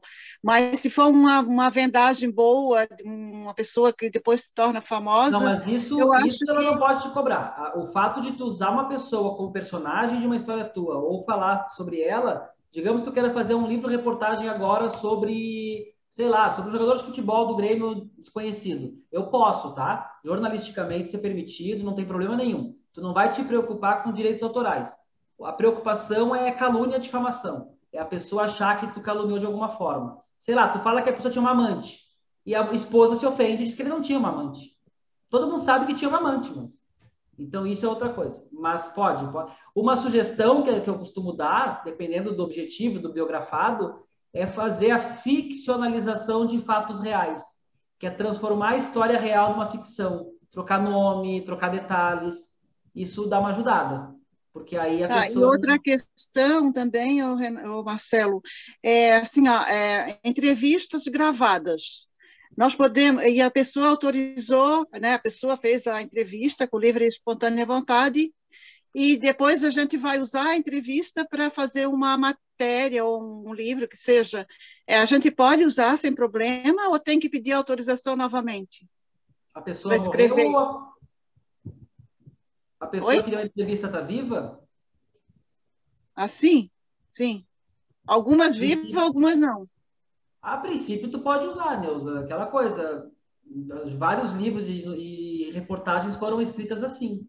Mas, como eu te falei, a pessoa, na má-fé, pode te processar? Pode. Ela pode dizer que te deu uma entrevista que não era para tu divulgar, que era uma coisa pessoal, que não sabia que tu ia fazer um livro, que não sabia que tu ia vender. Mas, assim, Neuza, eu acho que dependendo do quanto tu quer fazer, vale a pena consultar uma associação de jornalistas da região, sabe? Para pegar um amparo um pouquinho mais legal e até conversar com um advogado, assim, para saber o que tu pode ter de cuidado. Às vezes, no começo do livro, a gente coloca esse livro baseado em fontes, fatos e tal. Então, tem alguns cuidados que tu pode ter que te protegem. Dependendo do caso, eu não deixaria de publicar por causa disso, tá? Eu acho que tu tem liberdade. E tem aquela questão dos 70 anos, né? Que a pessoa, após 70 anos, é que pode ser publicado. Mas é que aí é os direitos autorais, não tem a ver com a questão da honra. Se tu escreveu um texto hoje dizendo que o Machado de Assis era um assassino, algum bisneto dele pode te processar. Mas só em caso de colocar em xeque a personalidade, né? A honra da pessoa. Exato. Não em outros casos. Então tá, valeu. Muito obrigada. Eu acho que só se a pessoa se sentir acuada, ou se sentir, enfim, intimidada, Porque alguma coisa assim, né? a Eu gente tem um pouco acredito. de insegurança, né? Pelo menos Uhum. quem começa a escrever tem um pouco de insegurança Ô, nesse Neuza, sentido. essa pessoa é uma pessoa pública ou é uma pessoa da tua vida privada? Não, eu até estou perguntando porque a família de uma pessoa aqui, foi o primeiro fotógrafo do meu município, ele faleceu e a família me procurou para escrever sobre ele. Não, aí é Então, eu só tranquilo. escrevi para uma antologia, eles permitiram, mas eu quero fazer a biografia dele mesmo. Aí eu gostaria de tranquilo. saber se todos os filhos, que são mais de 10, teriam que assinar ou eu teria que pegar a autorização, por isso. Não, mas é tranquilo porque a pessoa pública, a família procurou, não tem grande problema. Só se tu for usar fotografias dele, porque seria legal usar fotografias dele. Aí era bom ter a assinatura do inventariante, que eu não sei se são os 10 filhos ou se é uma pessoa respondendo pelos 10. Aí sim, mas as fotografias são protegidas por direitos autorais. A vida dele e tal, não. Aí não tem problema nenhum. Tudo bem, muito obrigada. Laura, fala, Laura. Obrigada, Laura. Oi. Então, na verdade eu tenho duas perguntas, mas eu vou tentar não me estender muito, porque para não, né? Nós já estamos no final, então não sei como é que está o seu tempo. Mas enfim, a primeira delas é que eu vi que você tem uma formação continuada muito legal, né? A questão toda de, enfim, né, ter estudado literatura comparada, escrita criativa. Eu tô querendo fazer mestrado em escrita criativa na PUC também. E, enfim, eu queria saber como é que isso te ajudou, na verdade, né? Como é que isso, graduação, Laura? O processo foi e te influenciou, assim, sabe? Processo de escrita e de criação. Qual é a tua graduação, Laura? Em que tu é formada? Ou em que tu está se formando? Eu estou me formando em jornalismo e eu sou formada em produção multimídia. Porque assim, o mestrado depende para que tu quer fazer esse mestrado. Se é para dar aula em faculdade, se é para ter um título, é uma coisa. Se é para ser escritora, é outra coisa. O mestrado ele é mais acadêmico, sabe? E também eu estou falando isso porque é um investimento muito alto. É caro fazer um mestrado, é caro morar em Porto Alegre. Então as pessoas às vezes gastam R$1.000 por mês só para alugar um apartamento em Porto Alegre e ter economia da família inteira, faz um mestrado que custa 48 mil no final do mestrado e achando que vai ser escritora. Não vai ser escritora por causa disso. Ela vai ser escritora por 1.000 outras coisas. Tanto que o nosso curso tem muita gente que entra nele para depois fazer o mestrado. Alguns fazem, alguns vão adiante, e alguns percebem que para aquela pessoa não precisa, não faz sentido gastar tanto assim no mestrado de escrita criativa. Então, Laura, não vai ser ruim, a tua formação tem a ver com isso, seria legal, mas tem que avaliar custo-benefício, e o custo não é barato. Então, é só essa ponderação que eu te faço, assim. Sendo sincero, legal, né, gente? Legal. Eu tenho interesse de ser professora também, na verdade, eu adoro esse tipo de coisa, né? Então. Mas sendo assim, eu acho que o mestrado, Laura, tu parece ser nova, tá, Laura? Tu parece ser nova, então tu pode colocar isso como meta de vida, fazer algum curso antes, tu não precisa fazer isso correndo, entendeu? Tu pode ter isso. Até porque hoje, gente, nesse momento histórico do Brasil, ser professor universitário é uma porcaria. Não sei se alguém é, tá? Eu fui, saí, e hoje não é aquela glamour que era antes, por vários motivos. Concurso público não abre, as faculdades privadas são piores que colégio privado em termos de salário, de quantidade de trabalho. Então, hoje, Laura, vai aos pouquinhos, faz uma pós-graduação na tua região, de repente em educação, de repente em letras. Eu aconselho todo mundo a fazer letras, tá? Isso eu aconselho. Tem gente que pergunta, Marcelo, tu acha que eu deveria fazer graduação? Porque a PUC criou uma graduação de escrita criativa. Isso é uma coisa que não dá para colocar, Renata. Se tu botar no YouTube, tira essa parte. Mas graduação de escrita criativa. Olha, sinceramente, eu acho que não precisa. Eu acho que letras é uma área que te dá um campo de trabalho maior depois. Fazendo letras, tu pode dar aula, tu pode revisar e tu pode ser escritor. Então, graduação, que são 4 anos, que é um investimento alto, uma pessoa jovem, eu não faria em escrita criativa, eu faria em letras. Agora, o mestrado já vale a pena pensar em escrita criativa se faz sentido para a pessoa, né? E se não é um investimento maior do que ela pode dar conta. Eu não te conheço, tá, Laura? Estou falando por mim. Eu, quando fiz mestrado, eu só podia fazer com bolsa. E eu acabei fazendo, eu estudei para a PUC e fiz na URGS, porque eu passei na URGS e aí não tinha que pagar. Na PUC eu só faria com bolsa e é bem difícil entrar com a bolsa. Ali tem que ser o primeiro lugar, segundo, enfim. Então tem que pensar nesse meio termo aí. Tinha outra pergunta ou não? Sim, vou fazer rapidinho, então. A outra pergunta que eu tenho é mais com relação ao meu processo, na verdade, de criação, assim. Eu costumava escrever bastante, eu gosto muito de escrever, enfim, vários tipos, né? Eu gosto de poesia, de conto, de romance, mas de uns tempos para cá, eu não sei se é também, eu acho que interfere muito também a questão de estar muita gente escrevendo e toda a exposição das outras pessoas nas redes sociais também, mas eu acho que é criada talvez uma pressão muito grande. Eu sei que eu tenho conseguido escrever cada vez menos, porque eu tô com um nível de perfeccionismo muito alto. Eu não sei exatamente por quê, mas quem sabe tu tem alguma dica para mim, já que Tu tá conseguindo ler, Laura? Desculpa, o que foi? Tu tá conseguindo ler? Tu consegue ler na tua rotina ou também não tá conseguindo ler? Leio menos. Tá. Laura, Porque assim, põe um tênis e vai dar uma... a coisa da escrita é normal que a gente perca um pouco essa disposição, tá? Isso é normal. Tu parece jovem, tá, Laura? Eu tô falando aqui, eu não sei quantos anos tu tem, mas tu parece jovem. Então, entre meus 16, 17 anos, até os meus 25, 26, eu escrevi pra caramba. Eu escrevi muito. Até hoje eu publico coisas daquela época. O que aconteceu dos 25 para 26? Eu achei uma pessoa que eu acabei casando, tive filho, arrumei trabalho, a minha vida deu uma organizada, sabe?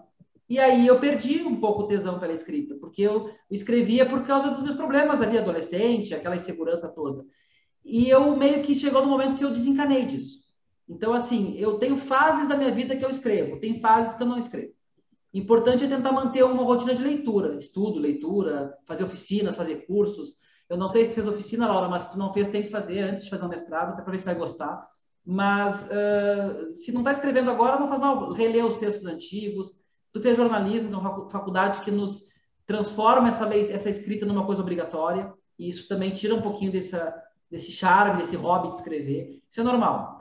Isso é normal com todo mundo que foi trabalhar com isso. E tem fases. Daqui a pouco tem uma fase da vida que tu vai escrever. Isso não é um problema, não. Relaxa, mas tenta manter uma leitura, assim. Isso vai te ajudar. Eu concordo na questão da leitura. Tá, Acho que a leitura, muito ela obrigada. inspira.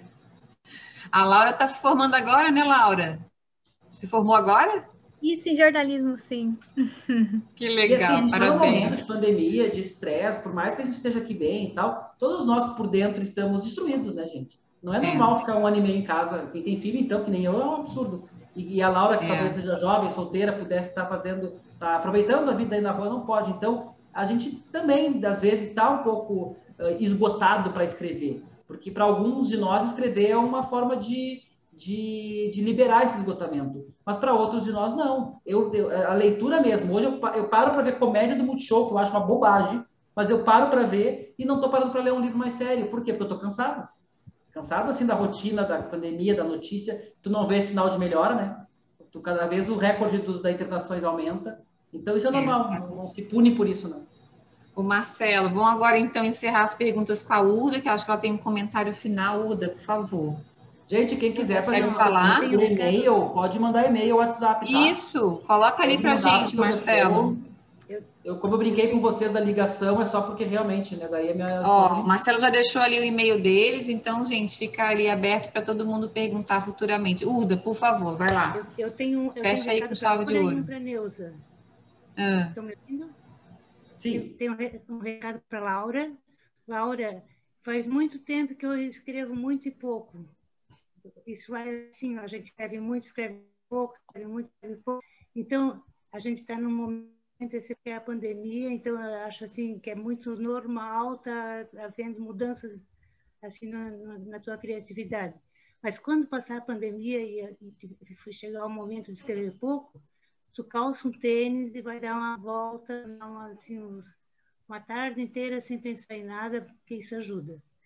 E Neuza, aqui em Florianópolis tem 2 amigos escritores que lá por volta do ano 2000, assim, eles escreveram uma peça de teatro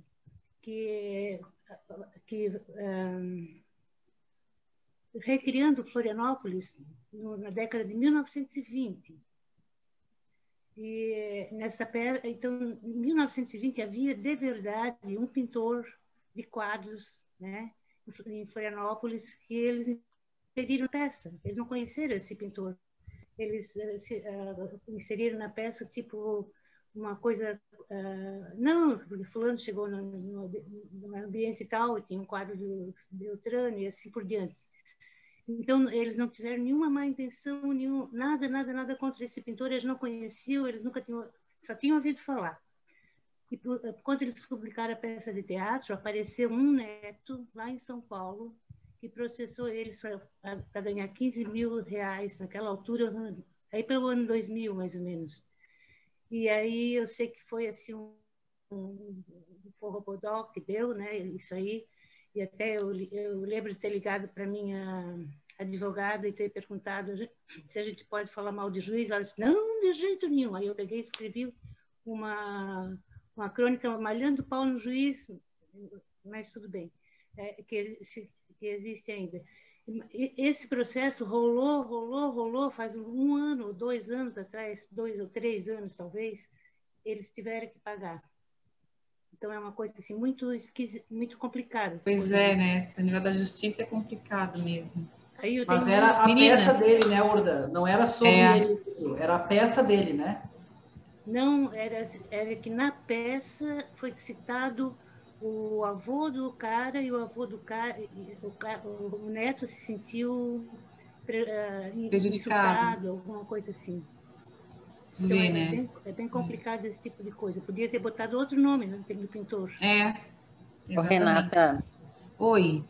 Não, eu só, antes de tu finalizar, eu só achei assim que o Marcelo foi muito modesto, ele não fez nenhum convite para a gente visitar o site da Metamorfose, porque só queria deixar um relato aqui, eu escrevi ali que a Metamorfose foi um divisor de águas, né, porque principalmente no meu caso, mas assim, é da riqueza que tem, né, o conteúdo que tem a plataforma da Metamorfose, então a gente, além de ter a oficina, além de ter todo o conteúdo com os professores, nós temos outra coisa que, para mim, assim, foi uma coisa que mudou muito, né, esse meu processo da escrita, que são as oficinas que a gente também tem de leitura, né? Então, eu gostaria que o Marcelo só convidasse todas as nossas colegas aqui para visitarem o site da plataforma da tua Metamorfose tão linda lá, que nos deixa tão sempre cheios de conhecimento, tá, Marcelo? E eu quero também te agradecer por tu teres aceitado esse nosso convite. Imagina, obrigado, Edna. Na verdade, gente, hoje o curso de formação é o nosso curso carro-chefe, né? Mas o que eu faço há mais tempo é uma oficina de curta duração. Quem quiser participar da oficina, eu vou colocar o endereço do site. Dentro desse site tem várias oficinas, 2 delas eu que faço. E aí eu leio os textos das pessoas e comento. Então, isso é um feedback legal, assim, e é uma oficina barata essa, a online. Barata comparado com o curso de formação, né? Mas é uma oficina de curta duração, um preço mais acessível, e está com inscrições abertas. Então, quem quiser fazer, já pode fazer. O meu livro, que eu falei para vocês, ele é o texto da oficina. Então, também tem a opção do livro. Só que, claro, no livro eu não leio o texto de vocês e comento. Na oficina eu consigo fazer isso. Pode falar, Renata. Não, eu estou falando que depois, além de você compartilhar aqui, compartilha comigo para eu compartilhar no nosso grupo do WhatsApp, porque aqui depois a gente fecha e perde, né?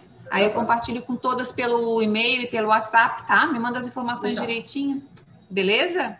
Bom, meninas, eu acho que para mim foi maravilhoso. Enfim, aprendi muito. E esse processo novo da tecnologia dentro da literatura também é uma coisa nova para nós, né? E o Marcelo já trabalha com isso há muito tempo. Mas até acho que para ele, depois dessa pandemia, deve ter mudado muita coisa, né? Exatamente. Marcelo, muito obrigada. Muito obrigada, Nilton, por estar aqui numa sexta-feira conosco. Foi um prazer enorme te receber aqui. Eu tenho certeza que todas as que estão aqui vão sair daqui com um aprendizado a mais. Eu vou te mandar, depois eu vou combinar contigo. Bolo, né, Renata? Hein? Te mandar o quê? Eu vou te mandar o bolo, tá? Mas além do bolo, eu vou te mandar aqui as 2 coletâneas da GEB, a primeira e a segunda da GEB Santa Catarina. Aí depois você vai me passar o teu endereço, então. Aí semana que vem estou te mandando aqui para a gente uma maneira de a gente te agradecer e você ter contigo aqui também um pouco da nossa escrita. Ô, tá Renata, bom, Marcelo? Oi. Renata, eu me comprometo a levar a torta. Na próxima vez que eu for a Porto Alegre, eu deixo lá na minha gostei, vou cobrar. É bem gostosa, viu? Combinado, Edila, Quem sabe a gente ainda combinado. consegue fazer alguma coisa aí, né, em Santa Catarina. Ai, vamos, né? Com certeza. Acho que mais para o final do ano, quem sabe, né? A esperança também é o último envolvido com essas nome. coisas, né? Então a gente pode fazer algum projeto juntos para eu ir aí fazer uma oficina. Opa! Vamos combinar. Gostei por enquanto, demais. Eu tô pensando em sobreviver. Né? Todos nós, né, Uda? É verdade. Quem fala, Nossa. Uda? Gente,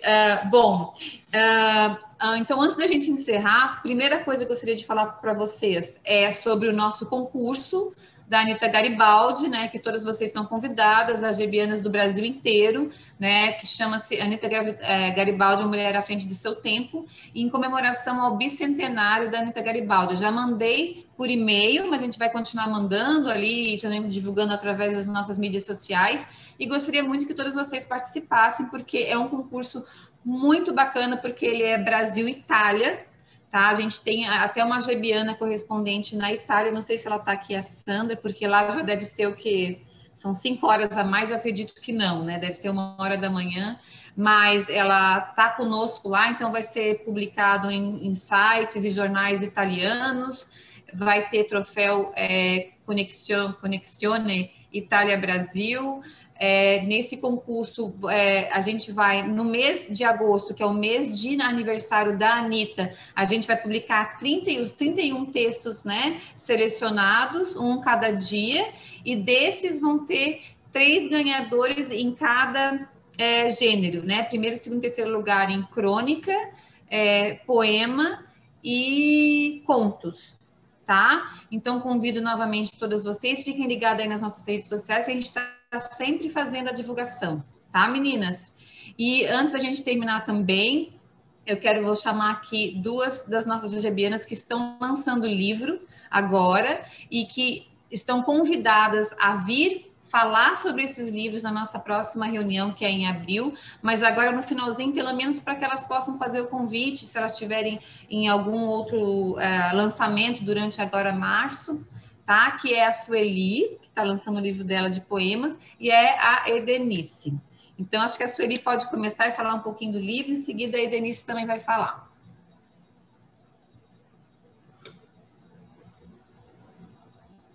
Oi, boa noite. Não vejo todas, mas estamos aqui.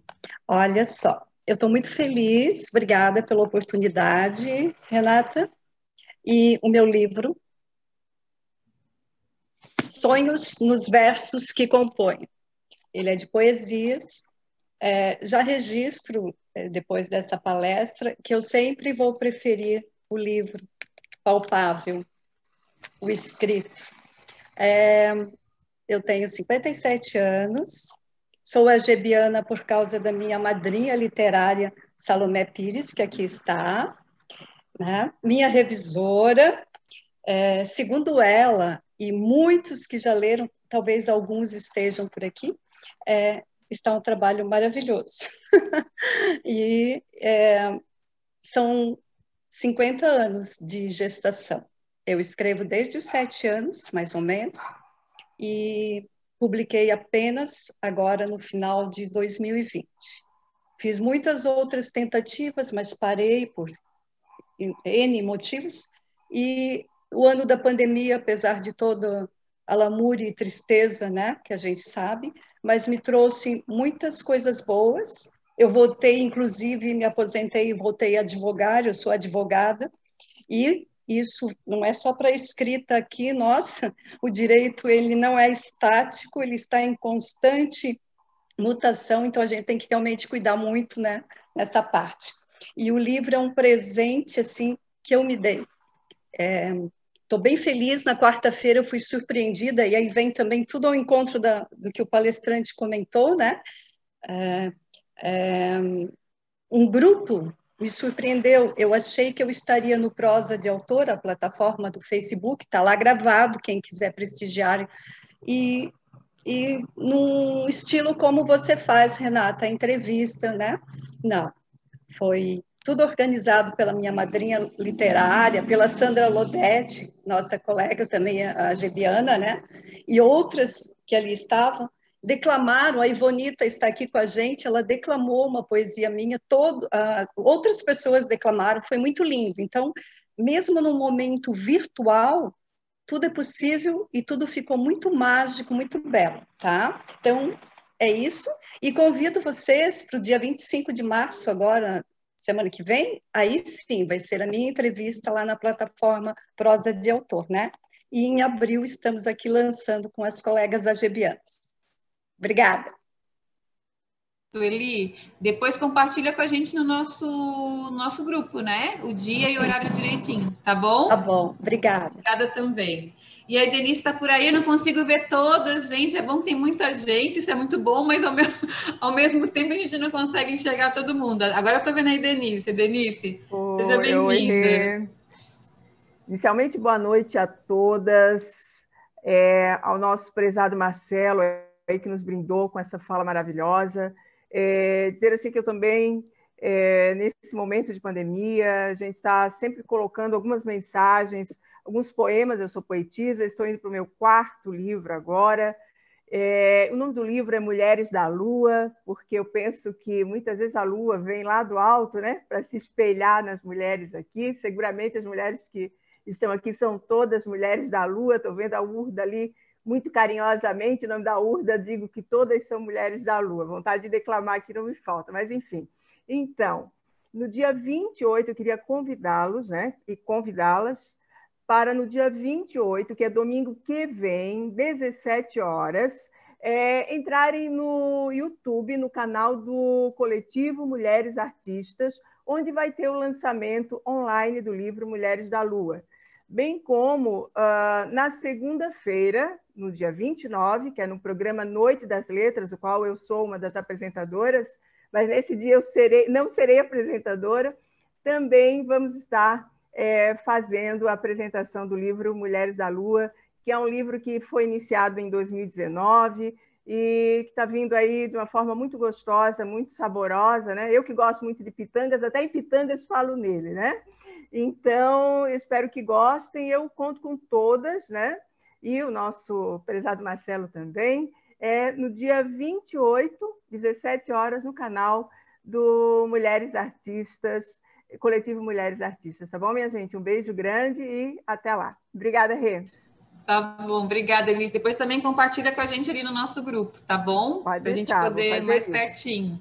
Meninas, eu nem sei o que falar. Estou muito feliz de voltar aqui com todas vocês. A Geb está crescendo absurdamente. Eu não consigo ver todo mundo na telinha, mas ao mesmo tempo eu fico muito feliz de tê-las aqui, de formar esse grupo tão rico, tão diverso e tão produtivo. Marcelo, mais uma vez, muito obrigada. Você foi show, palestra show, e é sempre muito bem-vindo aqui, e certamente a gente vai continuar conversando, sem dúvida nenhuma. Tá bom? Valeu. Queres falar alguma coisa para terminar? Não, só agradecer a vocês, até porque se eu começar a falar não paro mais, né? Então, agradecer a vocês, obrigado pela atenção, pelo convite, e o trabalho muito bonito, e com certeza vai crescer bastante, Renata, agora com essa experiência toda. Que legal. Eu queria agradecer também as agebianas de outras coordenadorias. Estou vendo que está a Berenice, também a Eliane, a Maria Tereza esteve aqui, a Maria Inês também por aqui. Me desculpa se eu não consegui identificar alguém, que eu não estou conseguindo ver todo mundo aqui na tela, mas agradeço demais vocês estarem aqui conosco essa noite, tá, meninas? Ó, um feliz, um ótimo final de semana para todas vocês, e vamos rezar aí para termos cada dia melhor, né? Do que hoje, que amanhã seja melhor e depois também, tá bom? Um beijo grande para todas, e ó, começamos nosso ano com o pé direito, hein? Muito bom. Obrigada, Marcelo. Obrigada a todas vocês, tá? Um ótimo final de semana. Tchau, boa noite para todos. Tchau, gente, boa Tchau. noite. Beijo, boa noite. Beijo, boa noite, Tchau, obrigada. Boa noite a todos, tchau, tchau. Tchau, Marcelo, obrigada. Obrigada. Boa noite, obrigada. Obrigada, Daí, obrigada também.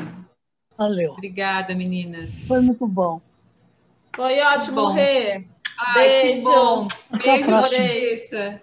Obrigada também. Obrigada, Renata. dona Boa noite, Daí. obrigada, Renata. Deixa eu só falar. Beijo, menina. Renata, eu vou mandar para ti. Acabei de receber agora lá do pessoal da Metamorfose uma informação sobre a Amazon, E aí, então, acho melhor eu mandar para ti, para depois, já que foi um tema que a Urda levantou, tá bom?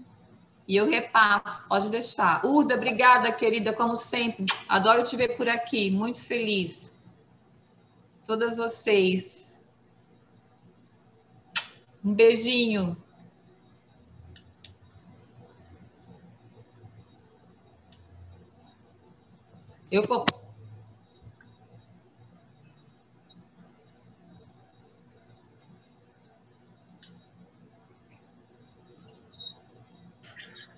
Agora vamos tomar um vinho, né? O que vocês acham? Um vinho, uma pizza, para comemorar.